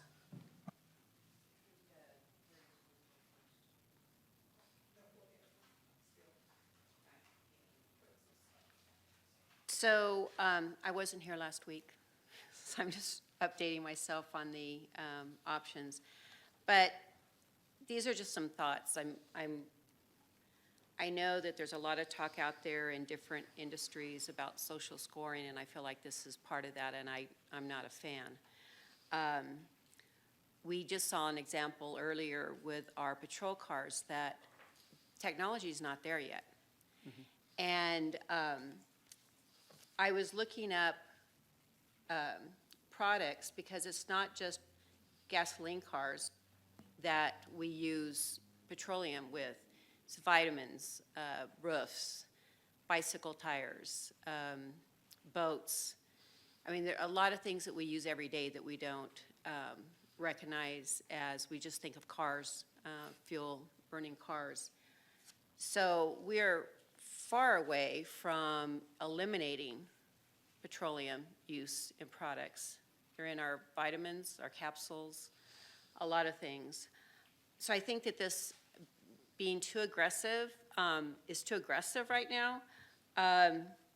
I've been in banking for over 30 years, and it's clear that, you know, someone who hasn't had the experience in banking may think that it's easy, or you know, any bank in town, a community bank, regional bank could handle the banking requirements that a municipality of our size could handle, and they cannot. I mean, I love Foothills Bank, and I can't even deposit cash in their ATM. So, you know, the community banks that stay away from so-called fossil fuel industries, they couldn't service us even if we wanted to. And we look at, just pulling up easily, Wells Fargo. I mean, the big players would be the ones we'd consider: B of A, Chase, some of the foreign banks. Wells Fargo has a very robust sustainability commitment. So, you know, the thought of telling them we're not going to bank with you because you're providing a service for an industry that's not illegal, that we still need for a few years, if not a few decades, it just doesn't sit right with me. And we did have a big, robust conversation about banking selection last year. This isn't just sprung on us last week and we're having to make decisions. We talked about the challenges, the issues that are behind that, and I can't imagine, I'm going to guess that if we were to make a change just based on who we don't like them providing services with, we'd probably lose half of our our finance department, because that is an undertaking that is, you know, I look at our investment and where we want to put our energy and our cost and our personnel, and to make a change, if that's the only reason. If the reason's pricing and services provided and everything, then yeah, we have to make a hard change. But I've been through those changes before, and they're a nightmare. So when you look at all, and I don't know why my computer's not, my mouse does not want to go, but just, I mean, you can Google it, and there is probably hundreds of products that we use every single day: skates, fishing poles, skis. So to think that, well, we want to give them a negative score if a banks an oil company, we need that company. I know we're in, as Nicole said, this is not part of our carbon neutrality plan. It doesn't advance us to that goal. Nicole and I had a really great conversation, 3 weeks ago, about, you know, moving forward, having when we're making changes and reaching goals, how do they advance, how much did that advance to our goals? So we can see that this reduced our carbon emissions by X. This would not. So I know some other people have some things to say, but I think for the reasons that, it sounds good to make it really difficult to bank with banks that provide a service to a legal industry, just on that fact would be highly reckless as stewards of our taxpayers. So that's my 2 cents, and I'll yield it to the rest of the council. Thank you. Councilmember Harris and then Councilmember McCarthy. I'm not going to go over everything that Councilmember Matthews said because I agree with a lot of it, but I am going to talk a little bit about our responsibility to our community, and I take that very seriously. I care about our world. I care about our state. I care about our country. I care more about our city. And I ran for council because I thought I had something to add to the conversation. I also ran for council because I think I have a responsibility to make Flagstaff better. And so right now, I'm focused on Flagstaff. While I would like to fix the rest of the world, I know that I can't do that, but I can have a huge impact on Flagstaff and what we do here. And some people say that that's selfish, but I don't think it's being selfish. I think that you start at home and then you spread. And so for that and a lot of reasons, I'm not for us going any further with this. I don't think this gets us anywhere with our carbon neutrality goal. It's a feel-good. It feels good. And sometimes we do feel-goods, but this time this feel-good is going to hurt us. And so I would rather not move down that road. And so thank you, Madam Mayor. That's it for me. Thank you. Councilmember McCarthy. Thank you, Mayor. Well, first off, I strongly believe in climate change and that it's causing observable problems in our lifetime. It's not something way off in the future. It's happening right now. And I do think that we need to do things that will address that, even if it's only in our small part of the world. So I think we need to do things like transfer to electric vehicles. We need to upgrade our building code for better insulation to reduce energy consumption. We need to do things in our lighting code in a similar way. However, concerning what's before us tonight, you stole my term. Feel-good policy. It's a feel-good policy, and it's good to feel good, but I don't think we should do something just because it feels good. We should do something that will have a direct impact on climate change, like some of the things I already mentioned. We should focus on direct action that affects climate change. I found it interesting that in the packet, the format of the packet is, it says, how is this affected by the regional plan or whatever, and all these things. And when it came to connection to carbon neutrality plan, I don't know if this is a mistake or if it was done intentionally, but it said none.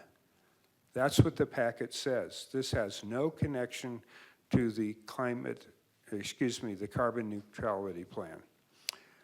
So I'm concerned, another aspect to look at this is that this is going to require a lot of extra staff time. Now, I thank the staff for doing what they've already done. And, a person might say, well, they've done all that work, so let's not let it go to waste. Well, it's sort of like throwing good money after bad money. If we go forward with this, it's going to cost a lot of more staff time to implement it. And so, again, my basic thought is this is a feel-good policy. It has no direct impact on climate change. The last thing I'll say is there's been some allegations, and they may be true, that Wells Fargo and/or some of the other institutions have done unethical things. I presume that in our procedures when checking out bankings or whoever else, if they're involved in unethical actions, that we can address that. We don't have to address it through the lens of climate change. If they've done unethical things, and when we're going through the procurement process, that comes to light, then that can be taken into account without doing this new policy. So I'm not supportive of this. Last week I said I would go with option 1, but I've thought about it for a week, and in good conscience I have to say it doesn't do any good, and it's not worth just to feel a little better, so I'm not supportive of any of the 3 options. Thank you. Thank you. City Manager. Thank you, Mayor, and thank you, Council. I just want to interject, first, much appreciation for your stated concerns about staff resources. But I'd like to interject and say, up until now, there is nothing here with the options that are being considered, 1 or 2 specifically, that rise to the level where I would want to chime in and say, Council, this may not be administrable by our staff.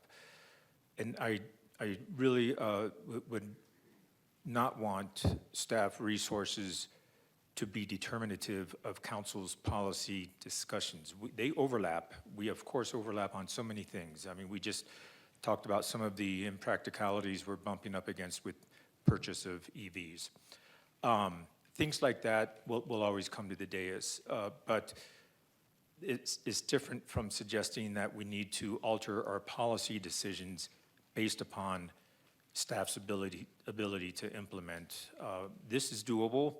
I'm not trying to advocate yes or no on this. It is properly at the dais for council to consider. But you'd be hearing from me and others if we were entertaining policies here that would not be manageable by staff. Thank you. Council, additional comments or a motion? Councilmember House? Thank you, Mayor. I've wrestled with this one over the past week as well, and I'm going to stand by my support for option 1 because I think where I'm diverging from the opinions that have been expressed tonight is that I see this as more than a feel-good movement. I think that this is a statement of where our values are and where our values are leading us as we are pursuing the different goals that are facing our community. That said, I also feel that option 1 still allows us to pursue those values without creating an untenable situation for the work that we need to do to keep advancing our mission and our vision for the city of Flagstaff. I have been vocal in the past couple of months, I think, on different areas where I felt that we were either stepping outside of things that we had the ability to truly speak into as a council body. And for me, it does not fall into that category. I think that as we consider moving forward with this, what we're really moving forward with is expressing that value towards doing what is good, not only for our community, but for our community and its place in the broader landscape and some of the broader conversations that we're having. Again, this is one that has been a struggle because my question for myself, and I think the question that we're trying to answer, is how much of an impact does this have? I think of, the metaphors that often come up in terms of mountains being built on the backs of pebbles, and then the impact of a pebble being thrown into a river. Is this a ripple moment, or is this essentially dropping a stone onto a path of dirt where it doesn't really make that much impact? I believe that it is a ripple. I believe that it is a moment where we have the opportunity to do something that both espouses and advances those values and does not do so in a way that is detrimental. Again, I appreciate the comments that have been brought forth by the community, and I appreciate the work that staff has done to move this forward. I also very much appreciate the words from Nicole, I was making sure that you were still there, about where this falls into how it's advancing different goals and what it would take for this to be meaningful. And again, I think one of the things that we talked about last week was that this was a step in that direction. It is not the end of the conversation, and it's not the end-all be-all for this conversation, but I do still believe that it's a step moving us in the right direction. So I continue to stand by support for option one. I know it's not as strong as some would want it to be, and I know that it is not necessarily the direction that some want to go, but I'm willing to stand by that. So thank you. Thank you. Any other comments or a motion? Vice Mayor? Yeah, I'll try to be brief. I supported option one last week. I'm still in support of option one. I just wanted to talk to the community for a second. Once again, thank you for your advocacy. Thank you for the organizing you've done on this issue. I hope that you've felt that you've had an impact. The city has spent a lot of time internally discussing this matter. It's part of our consciousness now, and so that is a victory in and of itself, I believe. The fact that we're up here having this conversation at length means that your impact is being realized. This is a very, very tough, sticky issue. I am supportive of option one because I think it does something. I think it's a step in the right direction. Councilmember House was working with a couple metaphors. My metaphor is, when I hiked the Arizona Trail, it seemed monumental and too big to tackle all at once. But at one point, I was at the Utah border and I took that first step. And so I kind of see us on a path as well. And I think that it's not just feel good. I will tell you the first couple of days of that Arizona trail hike did not feel good at all. It's tough, but it is meaningful. I think we're part of a larger conversation, and that ripple effect has a real impact. We can't go much further than that right now, but I don't see any reason why we can't keep having this conversation and allow these policies and these procedures to evolve over time so that we are able to absorb the impact of changes as they come. I also struggle with this because I see most of our large financial institutions as being six of one, half a dozen of the other. If there was a clear delineation of I don't want to get into characterizing banking institutions, but if we were in some position to clearly indicate through our weighting structure that certain banking institutions were going to rise to the top over others, I would be all for that. I think we're in a pool, in a pond where everything's virtually the same at this time, but we are in a place where we can have an impact on what that looks like in the future. These things are going to start to differentiate themselves, and we'll be in a position to tackle that in the future. That's where I'm at. I'd be happy to make a motion if that's the point where we're at now. We ready for a motion? Okay.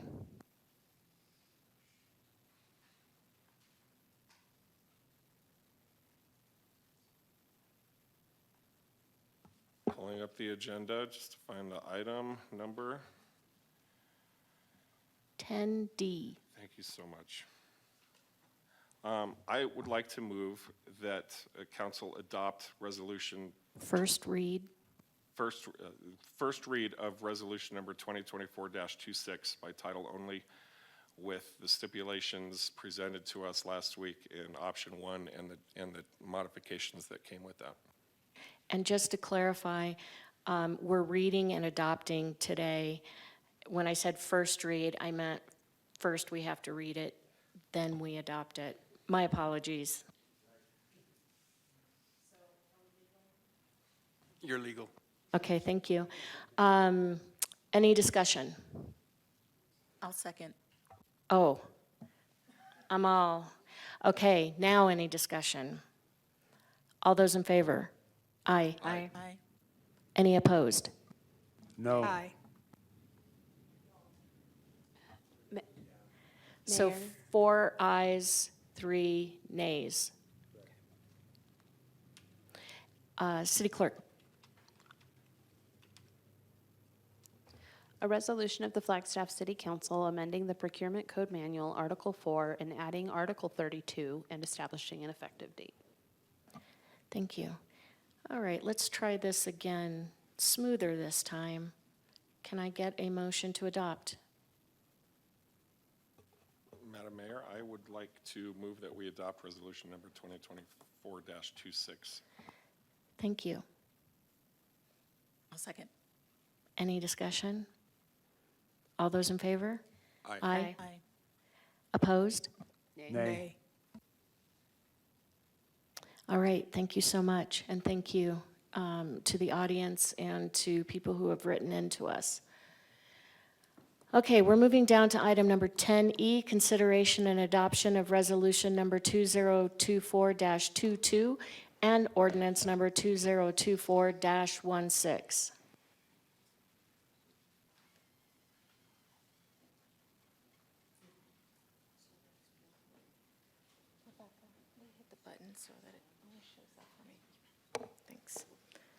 Mayor, Vice Mayor, council members, Heidi Hansen, Economic Vitality Director.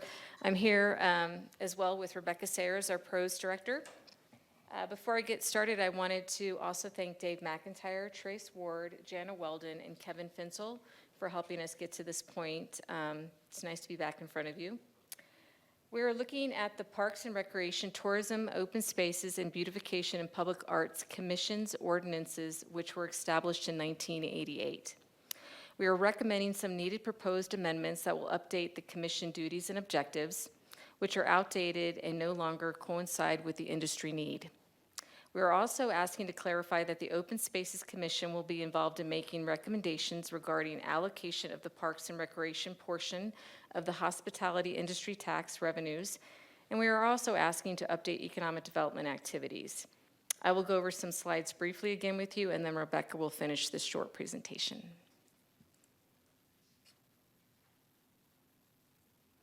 Terrific.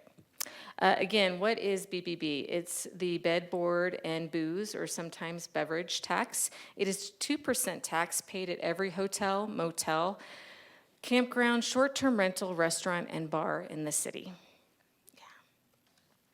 Again, to remind you of who receives funding from the BBB, it's Parks and Recreation, Tourism and Visitor Services, Beautification, Arts and Sciences, and Economic Development. We have been in front of you for several times, and we're actually rounding it out. We saw you in January 2023. We came back in front of you in February 2024. We saw you in April of 2024, and then now you'll see us June 4th and June 18th about our first and second reads. Then we'll fall into the call for the election, and then, of course, you'll see us on the November 2024 ballot. I'm going to let Rebecca take over. Again, it is a short presentation, but she'll remind you what we're asking for this evening. All right, so I will try to quickly go through the code changes. That's actually what we're reviewing this evening that affect each of these areas within the BBB code. For Parks and Recreation, first want to update the Parks and Rec Commission language to include that they will review BBB expenditures along with the Open Spaces Commission.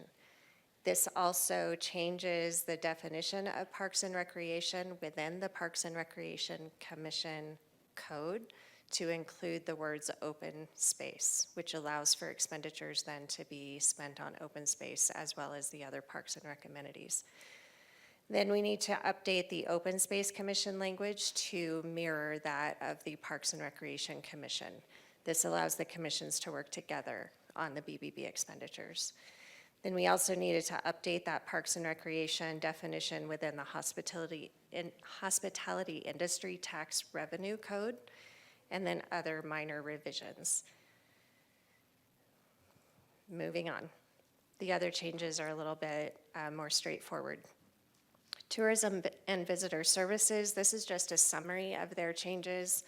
If you have questions, Heidi, of course, can answer, but as a reminder, it's updating the term tourists to visitors, updating language regarding review of CVB expenditures by their commission, update planning language to a 2-year strategic plan under guidance of Discover Flagstaff, and other minor revisions.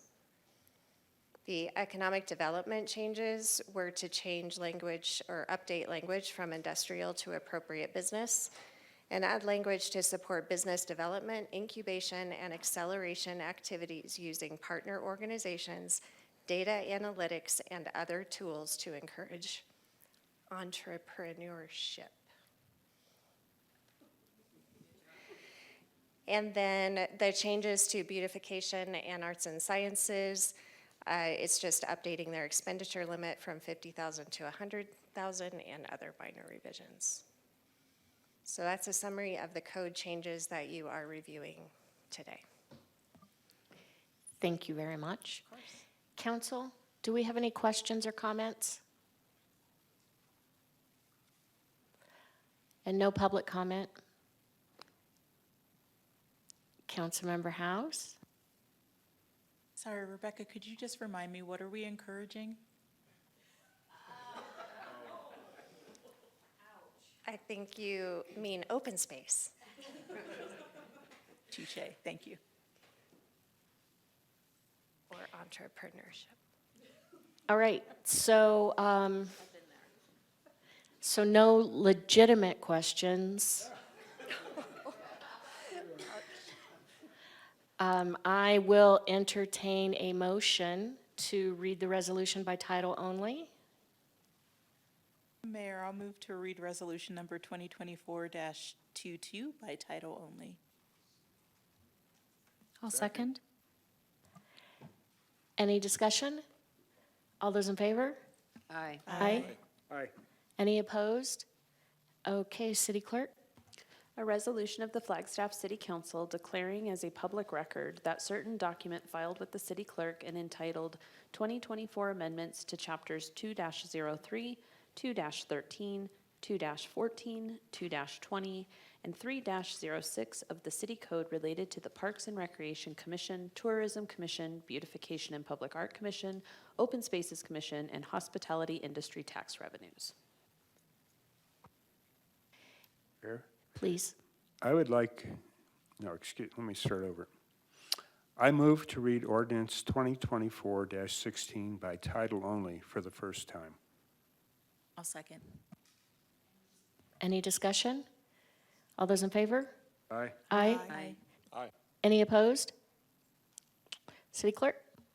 An ordinance of the City Council of the City of Flagstaff amending the Flagstaff City Code Title II, Boards and Commissions, Chapter 2-03, Parks and Recreation Commission, 2-13, Tourism Commission, 2-14, Beautification and Public Art Commission, and 2-20 Open Spaces Commission, and Title III Business Regulations, Chapter 3-06, Hospitality Industry Tax Revenues by adopting by reference that certain document entitled 2024 Amendments to Chapters 2-03, 2-13, 2-14, 2-20, and 3-06 of the City Code related to the Parks and Recreation Commission, Tourism Commission, Beautification and Public Art Commission, Open Spaces Commission, and Hospitality Industry Tax Revenues, providing for repeal of conflicting ordinances, severability, clerical corrections, and establishing an effective date. Thank you. Yeah, that does merit some applause. Okay. So then at the June 18th meeting, we will vote whether to adopt. So thank you very much. We are going to move down to discussion items now. 11A, discussion and direction following council's revisions to water, wastewater, and reclaimed water model assumptions and resulting rates. Welcome back, Shannon and Aaron and Rick.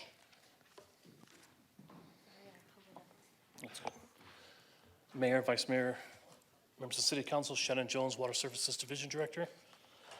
Thank you again for allowing us some time to come back before you to continue the discussion on the water rate study and to highlight, coming out of 2 weeks ago's discussion and some recommendations and direction from council, and to work through the reviews of that. Just to highlight, coming from May 21st, that we had a pretty intense discussion over the levers of the model and the impacts of those assumptions, and got direction that we heard from anywhere from specific directions to some ranges of where council feels that we would be successful, and move forward to run those through the rate model. Just to make sure that we're consistent in communicating going through, some of the council's directions were over the growth projection to maintain a 1% assumption within the growth model, to maintain the 3.5% cost escalation. For the total CIP funding, bigger part of the conversation that we heard was more of a range of understanding that what would it look like moving to an execution rate for water and wastewater, somewhere between the 80 to 95th execution rate, and for the debt financing, somewhere from the, I would say from the low to medium type number when we talk about using debt to fund that portion of the CIP. So we highlighted that in yellow on what the ranges and the council's direction were. So working through the model to kind of balance those levers, the cause and effect, the results that we're bringing forth, again, are the 1% for the number of account growth within the utility, again, the 3.5 cost escalation. For the funding level execution, currently considering an 86% execution, because that is directly tied to the debt financing percent of the CIP. You can see that we move more to the medium area for that amount of debt, with 44% for water and 27% for wastewater, and looking at a combined number of 38%. Working with our financial team and our consultant, just making sure we're trying to have any potential consequences, and are those good numbers. So that's how we progress through. And so then the results of those rate projections based on the model. And so again, this slide here is again depicting that 86% capital improvement plan execution with the 38% combined debt. So while our previous rate structure that was being discussed was for water, looking at about $185 million of capital over the 9 years, of which about 30% would have been funded through debt. And the output of the model was showing about a 15% increase in revenue requirements over the next 5 years. Based on the information and direction from council, coming back to where we're at currently, as we have listed as I would say, small f for final, as we continue to the discussion, about $163 million in capital expenditures over the 9-year planning period, and about 44% in debt. And you can see the output of that would require a 10% increase in current revenues to achieve that over the next 5 years. Very similar for wastewater. Our previous discussions were around about $113 million in CIP for wastewater, of which 21% was to be debt financed, with an output of 2 consecutive 25% increases, followed by a 15, 10, and 5%. Based on council's direction, again, our small F final is now targeting about $97 million of capital projects over that planning period, with about 27% of it covered in debt. And the output model now shows 2 consecutive 20% increases, then followed by a 10 and 2 5% for that year. And then we did put a combined final. So total CIP for water, wastewater targeted to be about $260 million over that planning period, with that 38% of the CIP funded with debt. And you can see the model outputs for the needed increase in revenue to achieve that. Before I move to the bill impacts, are there any questions over that, the direction and what the model outputs were? Council, questions? Oh, Councilmember Matthews. Shannon, a couple of slides back when you showed the percentage increase, oh, you went too far. Yes. I had thought on your email, as you and I were going back and forth, that after year 5, you were not asking for any escalation, and yet I see 5% here. Mayor, Councilmember Matthews, that is correct. So our current recommendation or request coming before council is looking at a 5-year rate plan that would look at 5 years. What the model does is it goes ahead and projects out the 10-year to make sure that anything on the horizon isn't something that we're not aware of. But right now, the model is looking at that normalizes based on the information that we would anticipate maybe about a 5% going forward, but that is not our request. We're still looking at the 5-year funding strategy for the rate study. I don't see any other questions. All right, so then just moving ahead to talk about the bill impacts as we move through that. So specifically for water, what we see here is the fixed cost and the impact of our current model run for the meter size, and you can see those for the 5-year planning, how those change. I will make it a note to point out, for those that crosswalk it back to our current, we are seeing for most of those meter sizes a slight decrease. And again, that's attributed to council's direction and lowering that fixed revenue from 29% to 25%, which allows, again, that more control for a customer to have control over their monthly bill by controlling their volumetric. And so we do see a slight decrease as that shifts from the variable cost to the fixed cost, and then those fixed costs continue over the 5 years. Subsequently, you can see down on the bottom the impact of the volumetric rate for each of the tiers. Again, pointing out that an emphasis was made over the tiers to discussions on where some of the peaking was shifted to the higher tiers. So again, the higher water use for residential will drive those costs up, while people who are the smart water customers, the ones that can get down to the tier 1, tier 2, will see an increased benefit and a minimized impact on them as well. Reclaim remains attached to water per policy, and so current recommendation is that does stay attached at this time.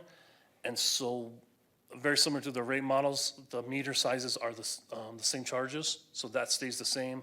And the impact of reclaim would still mirror water as they are attached percent-wise.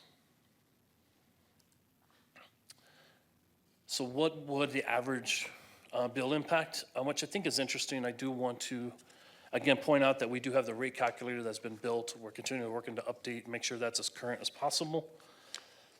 Through the Stantex rate model, we are using an average of all the bills. I think the question comes up is like, who's average? But ultimately what it does is it takes an average of the residential that's assuming a 4,000 gallon a month volume on a 3/4 inch meter. You can see that current water bill portion, and then how that would change over the 5 years. We also do the same for a 1-inch commercial that is assuming a 40,000 gallon a month consumption rate.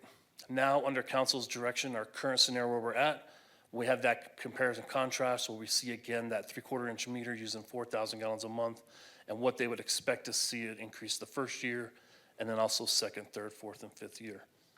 And again, emphasizing for water that that's, once we get the alignment from the cost of service study, then you can expect to see the 10% more fluid across the customer classes, where that first year is a little bit more specific to a class and a customer.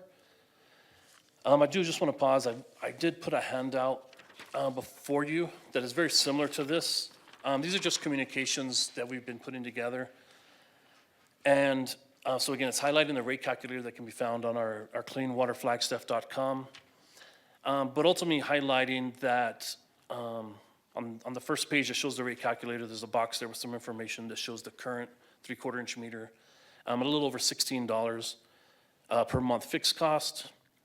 The original proposal did lower that to about $14.33, and now under the new model directives from council, that would be $14.23. Again, a majority of that reduction is about that shift of fixed cost to variable cost, that 29% moving to 25% of revenue recovered from fixed costs for water, and then it shows the 5-year progression. And this was just an email correspondence. I do appreciate council's engagement and willingness to meet outside of this forum. I know you guys spend a lot of time, we work through this, but also that you do reach out with emails. We've taken a few phone calls, and that you just take time out of your day to meet, to really dig in and go through, and we try to help you to understand where these are coming from and what they mean. Great questions, and helps us also to work on our communication, but that we're all on the same page as it goes forward. Go ahead, Councilmember. Thank you, Mayor. Shannon, and you know, we've talked about this. One of my struggles is just apples to apples, and just, I'm a visual. So where am I missing? What you have on the screen up there, you're showing us an example of a commercial with a volume of 40,000 a month. And yet the back and forth email that we did in the example from May 16th through what we were doing tonight was 51,750. Can you explain the difference there? Yes, Mayor, Councilmember Matthews. Again, as we run through the scenarios, each customer is a little bit different. And so again, I'd say Stantec is using an average bill volume. I feel staff, when we were putting together our assessment of scenario, we used numbers that we thought may be typical for a resident that would be four people in a resident number as opposed to the average. So that number does go up for residential. And for the commercial, we did take a sample set out of what we consider a typical 1-inch actual meter data. So probably couldn't tell you the customer if I wanted to, but strictly from the billing data, we picked one commercial customer, kind of middle of the road, that use was 51,750 gallons a month, fairly consistently throughout the year.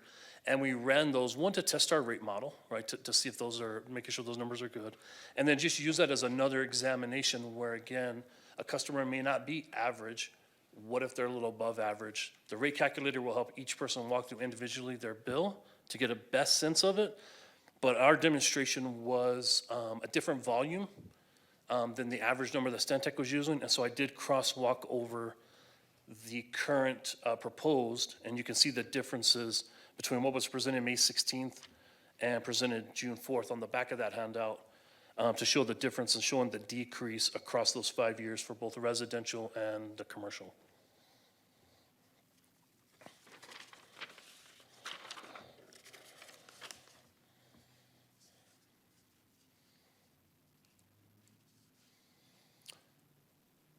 On the wastewater side, again, taking the current direction from council, so looking at that base fee, it gets set by meter size. This does not currently exist. This is a new initiative where we're putting base costs into wastewater. It does a couple things. One, it creates some rate stability for wastewater, so it's not all volumetric. Also kind of helps move the gap on the individuals that may not be here full time, right, that they're still paying to have that service available. So it does set that base rate for the sewer rates, and then the volumetric numbers as they equate now with the model assumptions. And so what could a customer expect to see on that average impact bill? Again, so a customer using an average resident using 4,088 gallons with that meter size, what their current average bill would be and the change over the 5 years. And the same for that commercial customer with 1 inch using 17,600 gallons a month. And then again, on the back of the handout, we did both water, wastewater for the other scenario we presented on May 16th.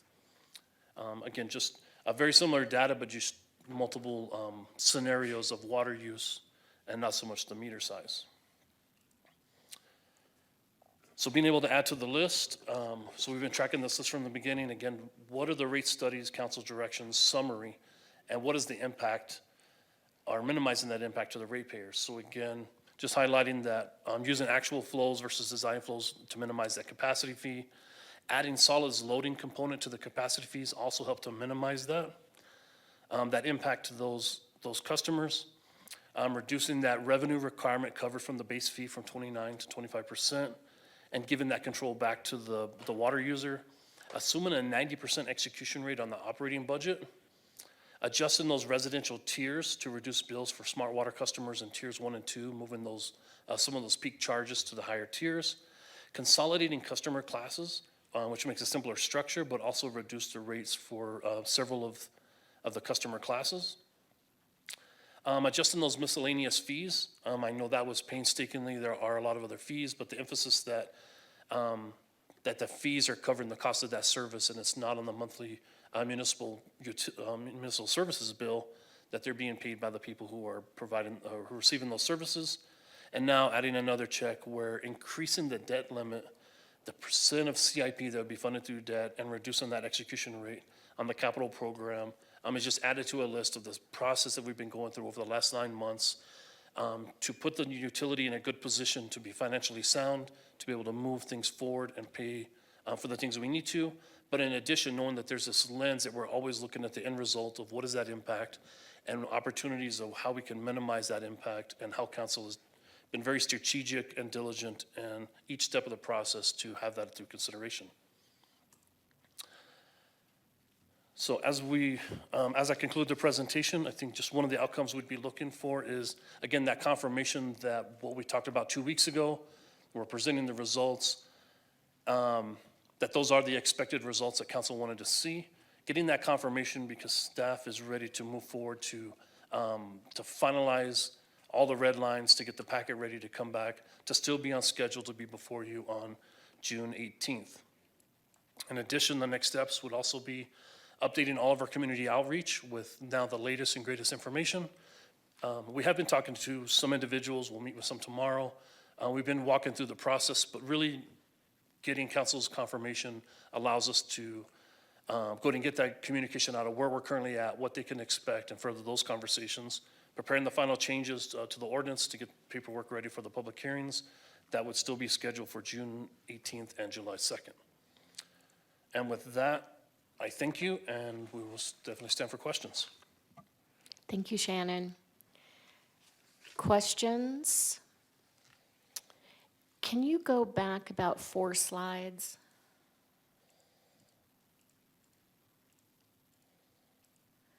Actually, go forward 1, sorry. Okay.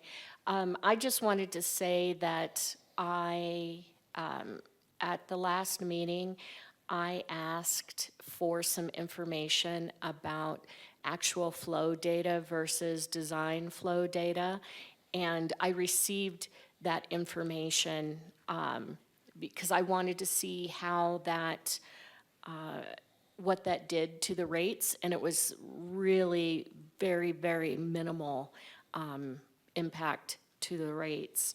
So I appreciate that. I appreciate getting the answer to that. Council, questions, comments? We have no public comment. What is our direction to staff? Councilmember McCarthy. Thank you, Mayor. I believe that the numbers you came up with this time are good. I was pleased to see that it reduced the increases that the customers will have to pay, but still, doing what we really actually need to do. So I think we've kind of hit the sweet spot, in my opinion. We'll see what the other council members think. Thank you. Councilmember House. Thank you, Mayor, and I just want to agree with Councilmember McCarthy. Really appreciate the additional work that went into getting this presentation back to us and showing what those changes made.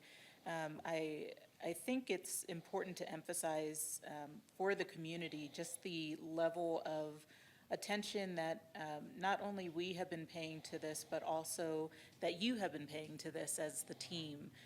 It's greatly appreciated, your willingness to return to this information based on feedback, not only from us, but also from the community, and be willing to engage in that to, as Councilmember McCarthy said, hit that sweet spot where we are considering both the need and the impact to the community in this. So it's greatly appreciated, and I agree with Councilmember McCarthy that this is really moving us in the right direction.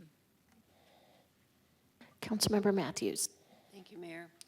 And I recognize that I've missed the last 2 weeks because I was not here. And I know that I'm sure you're anxious to get this moving forward, but did we give final direction on the impact fees? Mayor, Council Matthews. Yes, so for utility services, those are the capacity fees. Right. And so we did get final direction. So that was through the process. So again, currently right now, I feel like the main two assumptions in the model is looking at the actual flows versus over design and including those loadings on the wastewater side, which were both considerations that kind of brought down that capacity fee. Kind of probably more the middle of the road. So capacity fees are increasing, but not to the magnitude of the design. I think most of the conversation was around how that gets pushed on to the end buyer of the home and trying to find that balance. Thank you. And my personal thought is that I'd like to finish out the week communicating with our business community, which is the most, the customers that will have the most impact. I still feel a little unsettled that our consultants are using one methodology, we're using another, and so to really get a handle on, what really is the impact, I don't feel totally, I feel more comfortable after our conversation today, but we still haven't cut down the impact as significant as I thought. I'm more agreeable to the changes that you've made, and I appreciate all the work that you guys have put into making those changes and coming up with a scenario that still gets us where we need to be. But, and this is probably not going to be popular, but I'd kind of like to wait till we get through this week and then give you our direction next Tuesday. Councilmember Harris. I don't think I have a question. I think I have a comment. I had asked for some additional information, and I had not received that information yet. City Manager, you remember the email I sent you? Could you please remind me, Councilmember? I asked about some figures that were given to us by Mr. Pugh, Steve, and why we weren't using those numbers or why they weren't incorporated into that. What was wrong with them? Did they not fit? There was a lot of questions that I had, and I was told that I would get that information, but I haven't received it yet. Okay. We don't need to go into it tonight, but I still would like to see that information or answer to that question. And I believe those numbers that he was focusing on specifically included population projection as well as inflation. To some extent, yes. Yeah. Okay. And then I just want to say, I don't think I have to sit up here every week that we do this and remind staff about how much I appreciate what you're doing. I hope you know that without me having to say that every week. So if I don't say it, don't think that I don't appreciate it. But I would like to see if we could get that information. Yeah, thank you. Shannon you. Jones, I don't know if that's anything that we can comment on right here and now. I know there's been a lot of numbers thrown out, but specific to Mr. Pure's comments about some of the assumptions on population growth projections, escalation cost or inflation, do you have any input on that? Yes, sir, City Manager. Mayor, Council Harris, so for one, City Manager Clifton did give me that email. Obviously, that email is in my court. We do have the response drafted, and he did tell me he did not have to vet that by him to send it. I think it maybe just got lost in the shuffle, but I will get that to you ASAP. But into a response, I think maybe a kind of a prequel to that response. I think we've had multiple discussions kind of going through where there's reasons why there's different models, there's different assumptions. I think we talk about why we landed on these and we talked through. So specifically, I know while we do take population growth into consideration when it comes to the rate model, it's looking at those number of accounts, how many meters are going to be billed. When it looks at inflation, we're not using the high numbers. So sometimes I feel like that's miscommunicated. We use these, maybe not fun facts, right? But talking about the cost of whatever we're doing being 130% higher. The model is not assuming that those prices are there. I think that they're very moderate. We did pull out the three that we see more significantly, which is the chemicals, the repairs, and there's a third one that is slipping my mind right now that we've talked about. But even like personnel, like there's rationale why those are a little bit different. And so we still stand by those, but we do have that draft response that reinforces those. And I will definitely get that to you. And I apologize for the delay on that. I know you all are busy. I get it. I'm patient. Yes, please. Excuse me, Mayor and Councilmember Harris. Carol did read Mr. Poor's email and did help us with the response, and I wanted to give Carol an opportunity to perhaps respond now rather than waiting. Hi, Carol. Are you able to address the question from, or the Steve Poor's proposal and Councilmember Harris's question? Is that something you're comfortable answering now, or should we wait for the email? I am, if the mayor and council would like to hear that. Please, go ahead. Thank you. So Mayor and Councilmember Harris and other members of council, we did review that letter from Mr. Poor, and we have a few observations.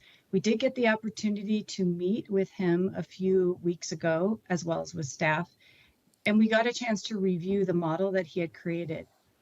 During our discussions, we realized that he had made some assumptions in his forecast that significantly affected the total dollar amounts that he was assuming. One of those was actually the assumed budget for fiscal year 2025. That's really the starting point for forecasting forward through the rest of the period of the models. So that fiscal year 2025 budget was extremely underestimated, and we believe that it was arbitrary, that in discussions with him, it wasn't really documented as to why the total budget for fiscal year 2025 was assumed. So that would be the first item that we noticed, given that forecast. The second item, again, was that in our forecast and in working with staff, we have two basic escalation factors. One was the standard or the general inflation factor of the 3.5%. The other was what Mr. Jones was saying was the other escalation factor for costs that were higher or escalating higher than the general inflation. So that would have been chemicals, electricity, and then the maintenance repair costs. So that we have applied and been able to identify those different costs and use that in our forecast. So two different escalation factors, whereas the proposed results assumed one single escalation factor for all expenses. So we feel that that was a simplified assumption, of course. Our model goes into a lot of the other details for the forecast, but it results in very different answers. So that's why we feel that it wasn't a feasible scenario, primarily because of that fiscal year 2025 operating budget amount. So that's essentially what my response says. And I apologize, Councilmember Harris, that you did not get a copy of this, but we'll make sure that you and everyone can get a copy of this response. Thank you. Thank you. Thank you, Carol. Thank you, Shannon. I know several of us have asked about our ability to round up on water bills, to create a fund to help residents who might need some assistance. And I've been told that we're not sure that our system will do that. And I just want to express again that that is something that I would very much like to see. I know we have parameters and whatnot, but if there's a way to make that happen, I would like to see that happen. Council, direction, questions, comments? Councilmember Sweet.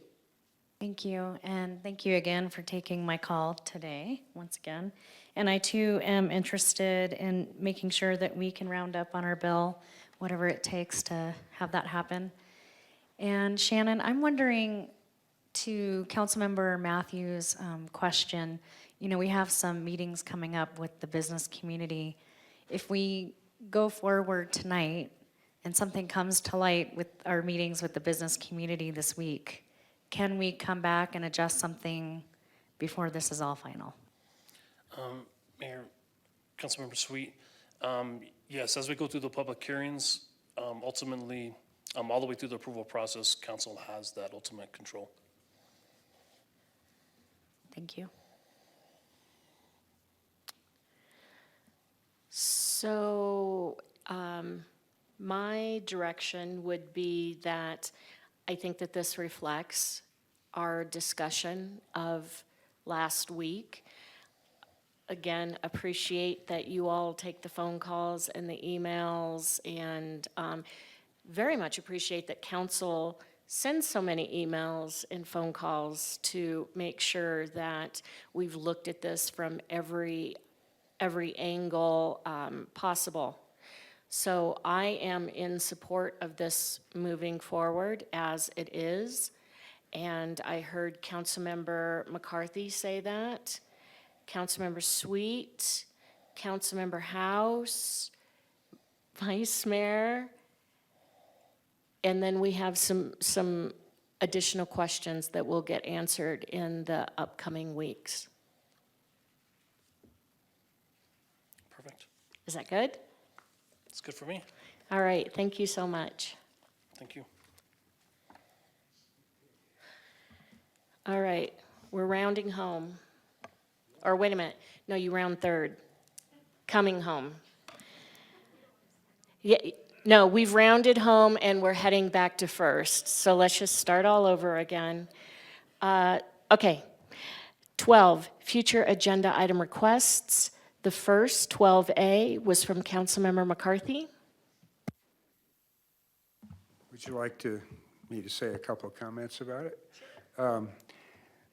You may remember a few weeks ago that we had a citizen come before us that had their car towed, and the prices to her seemed very unreasonable, and to me seemed unreasonable.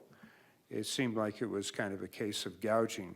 Now, my understanding is that under state law, the city can address these issues and put some regulations on how much can be charged for similar situations.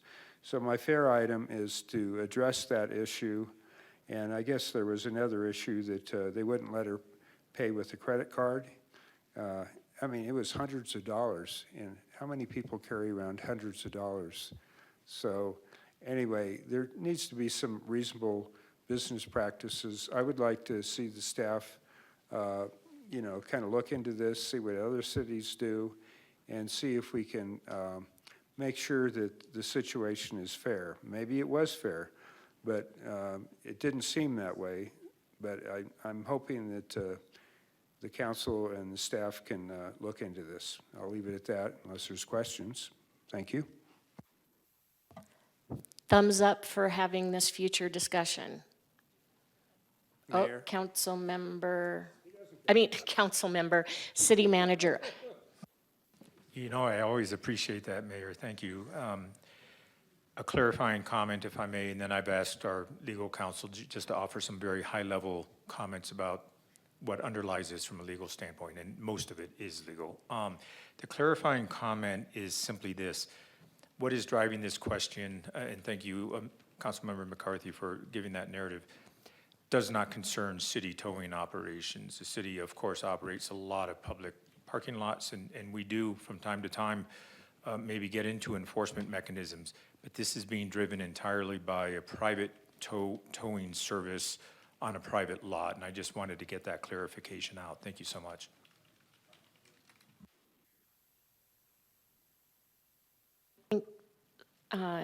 Our city attorney will also address it.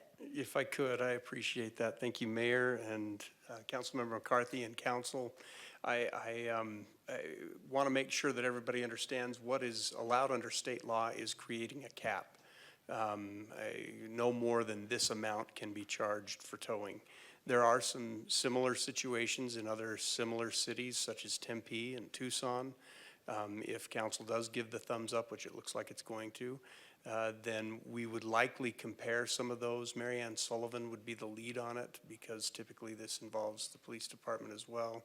But I want to make sure that you're all aware that the statute, it's ARS 949905A, I think, but allows that cap to be created as far as credit card payments versus cash payments. I just want to manage expectations. I don't know that we have any role in that whatsoever, but thank you for that. Thanks. All right. We have thumbs up. We have thumbs up. Can I just make a really quick comment? Sure.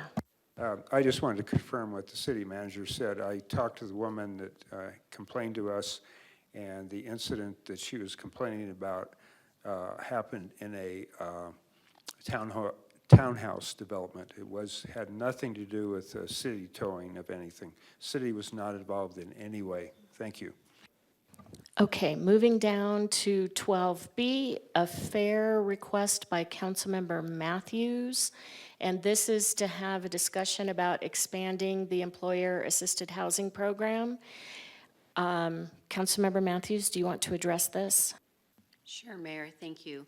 So what I'm hoping is that we can put this on an agenda item to discuss further. We already have an allocation to incentivize affordable housing development, and understanding that government can't solve our housing crisis by itself, but we can provide incentives. A lot isn't money out of our pockets, it's just loss of revenue, but I'd like to keep it fairly broad, whether it's incentivizing them to build or waiving of fees and permits. So I'd like to just put it on an agenda item so we can discuss it further and see if we can just peel another layer off the onion of our housing crisis and do something to help. There's a lot of employers that are talking about, the possibility of employee housing, and this might help just give them the boost that they need, so. Thank you. And there are a lot of discussions going on about this, and I'm wondering, Sarah, may I call upon you? Does this tie in with the incentive policy and the code work and the work of the Housing Staff and Commission?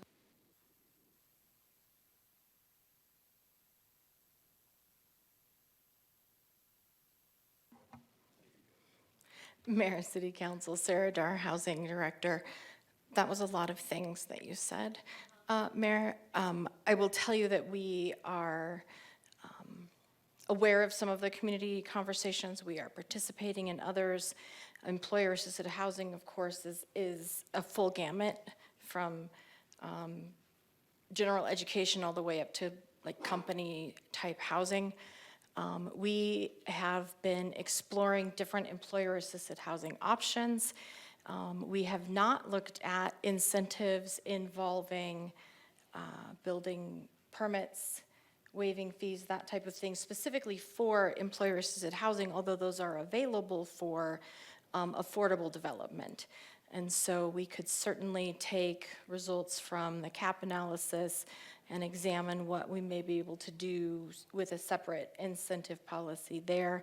We have been kicking around, and I say kicking around because our staff time is focused in other areas at the moment, but we continue to explore different ideas of perhaps creating a matching program or creating something that would assist employers, especially smaller employers in our community, in contributing towards the housing needs of their employees with our encouragement. I have a question for Sarah.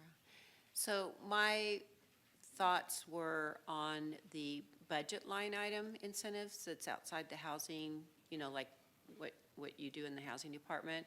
I'm glad to hear that there's discussions through the housing department, but mine was more focused on that controversial line item that we talked about last year with ROARS, where the city took it outside of the housing department, but was able to reimburse them for some fees and stuff.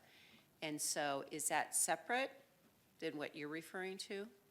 Mayor, Councilmember Matthews, no. So the budget allocation for both under the award to ROARS and then the budget line item budgeted for this year is direct to the incentive policy for affordable housing and the incentives provided through that, both regulatory and financial. So that money, as I believe, unless it's flexible somehow I'm not aware of, was set aside specifically to fund that incentive policy. And that's funding that has gone traditionally to Habitat for Humanity, Housing Solutions, tax credit developer, et cetera, in order to assist in bringing affordable units online. It does not have a separate provision for employer-assisted housing. However, if the employers were providing housing that fits within the affordability categories, then it would apply. So my intent is to broaden that scope to not only use it for affordable housing, but also make it available for local employers for employee housing. Mayor, Councilmember Matthews, understood. Thank you for that clarification, most certainly. That is something that we have not worked on. That is not something we've been examining, but it is certainly something that we could wrap into, let me rephrase that. The incentive policy needs to be updated. We've acknowledged that for a long time. That is part of the outcomes of the CAP project. So it is certainly something that we could wrap into. Michelle, if you're listening, I'm not asking for additional work.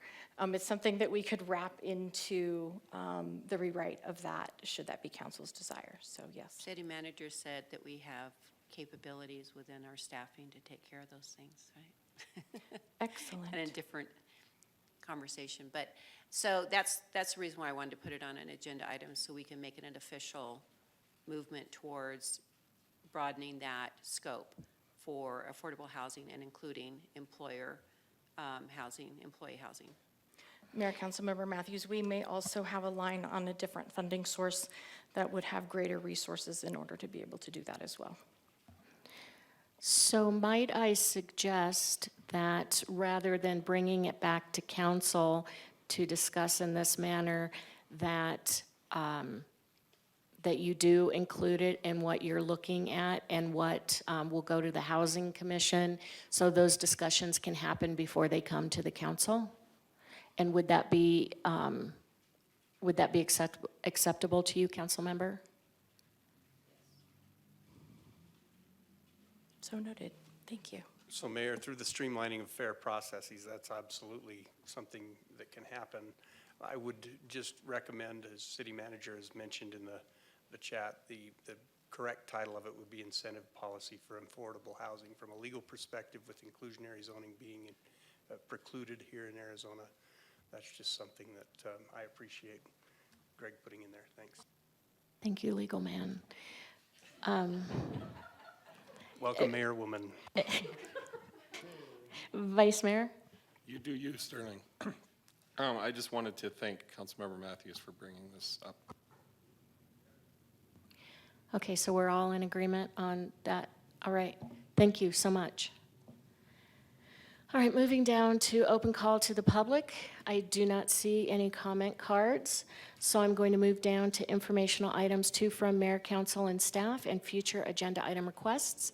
And I am going to start with Councilmember Matthews. Thank you, Mayor. I'm glad to be back. I just had to keep this under wraps for a little while, but I'm excited to share that I was one of 27 selected throughout the state of Arizona to be this year's 2024 Flynn Brown Fellow. So I'm excited about that.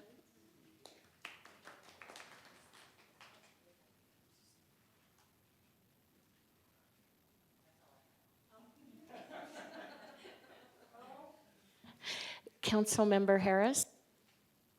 Thank you, Mayor. You know, sometimes I feel like I'm the voice of doom.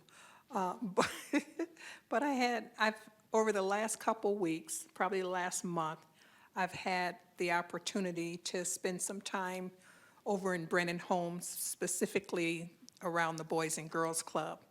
And so I have paid attention to the Brennan Homes division, whatever we want to call it, and it looks pretty bad. And I don't know whose responsibility is what. I'm looking at buildings, paint, just a whole bunch of stuff that I think needs some attention. And so I don't know where to go to get people to take a look at that. And I did take some pictures, and I was going to send them to our city manager and council. But I think that, you know, whoever is responsible for that area, and I don't know who, what department, I would imagine housing. And I would appreciate it if someone would take a look at that. And we don't have to have people live in conditions that are like that. It's not appropriate. And I don't know if that's because Brennan Homes is a lot older than the rest of our housing, like Seiler Homes and some of the other ones. It could be that, and they just look whatever. But anyway, I just thought I would mention that and have us take a look at it. Thank you, Councilmember. Vice Mayor. Just one quick item in investigating how best to approach this. I was advised to bring it up during To From. I already have travel plans during the week of Thanksgiving. I'm going to be off and away, up and away. Was wondering if we could have a discussion about maybe recessing that Tuesday of the week of Thanksgiving. But that's a conversation for all 7 of us. Thank you. Councilmember McCarthy. Well, thank you, Mayor-Woman. I don't have anything tonight. I'd be open-minded to at least a discussion about that Thanksgiving week thing. Councilmember Sweet. Nothing tonight, thank you. Councilmember House. Nothing from me, thank you. Thank you. I want to say congratulations to Councilmember Matthews and to Vice Mayor for being in this next class of Flynn Brown Fellows. It is an outstanding program, and you're going to really, really enjoy it, and they're going to enjoy you. I have asked one of our service providers to send me weekly information about homeless counts. And I have a lot of information that I won't go into, but I wanted to share this just so that the public and council members who might not already know how closely these homeless people who are experiencing homelessness are communicated with by the different agencies. And these agencies all use the Homeless Management Information System, HMIS. They also have weekly conference calls to talk about specific people and resources that are available to try to get people housed. We have a front door program, and anyone who is fearing that they're going to lose their housing, or anyone who is looking for some assistance getting into housing can go to Catholic Charities or Flagstaff Shelter Services, and there will be an interview and assessment done with referrals to the best providers. But the numbers this week, are 705 adults experiencing homelessness, and that includes 25 families with children. And this is down from 772 last week, and also significantly lower than the average trend, according to the resources that she showed me. So it's not a number that I'm happy about, because one person not having adequate housing is far too many. But I have a lot of faith in our service providers in Flagstaff, and I know that they're working together really closely to get individuals the resources that they need, get them into housing when they can. And I look forward to sharing this information with you in the future as well. So, City Manager. Nothing for me, Mayor. Thank you. All right, so we are adjourned.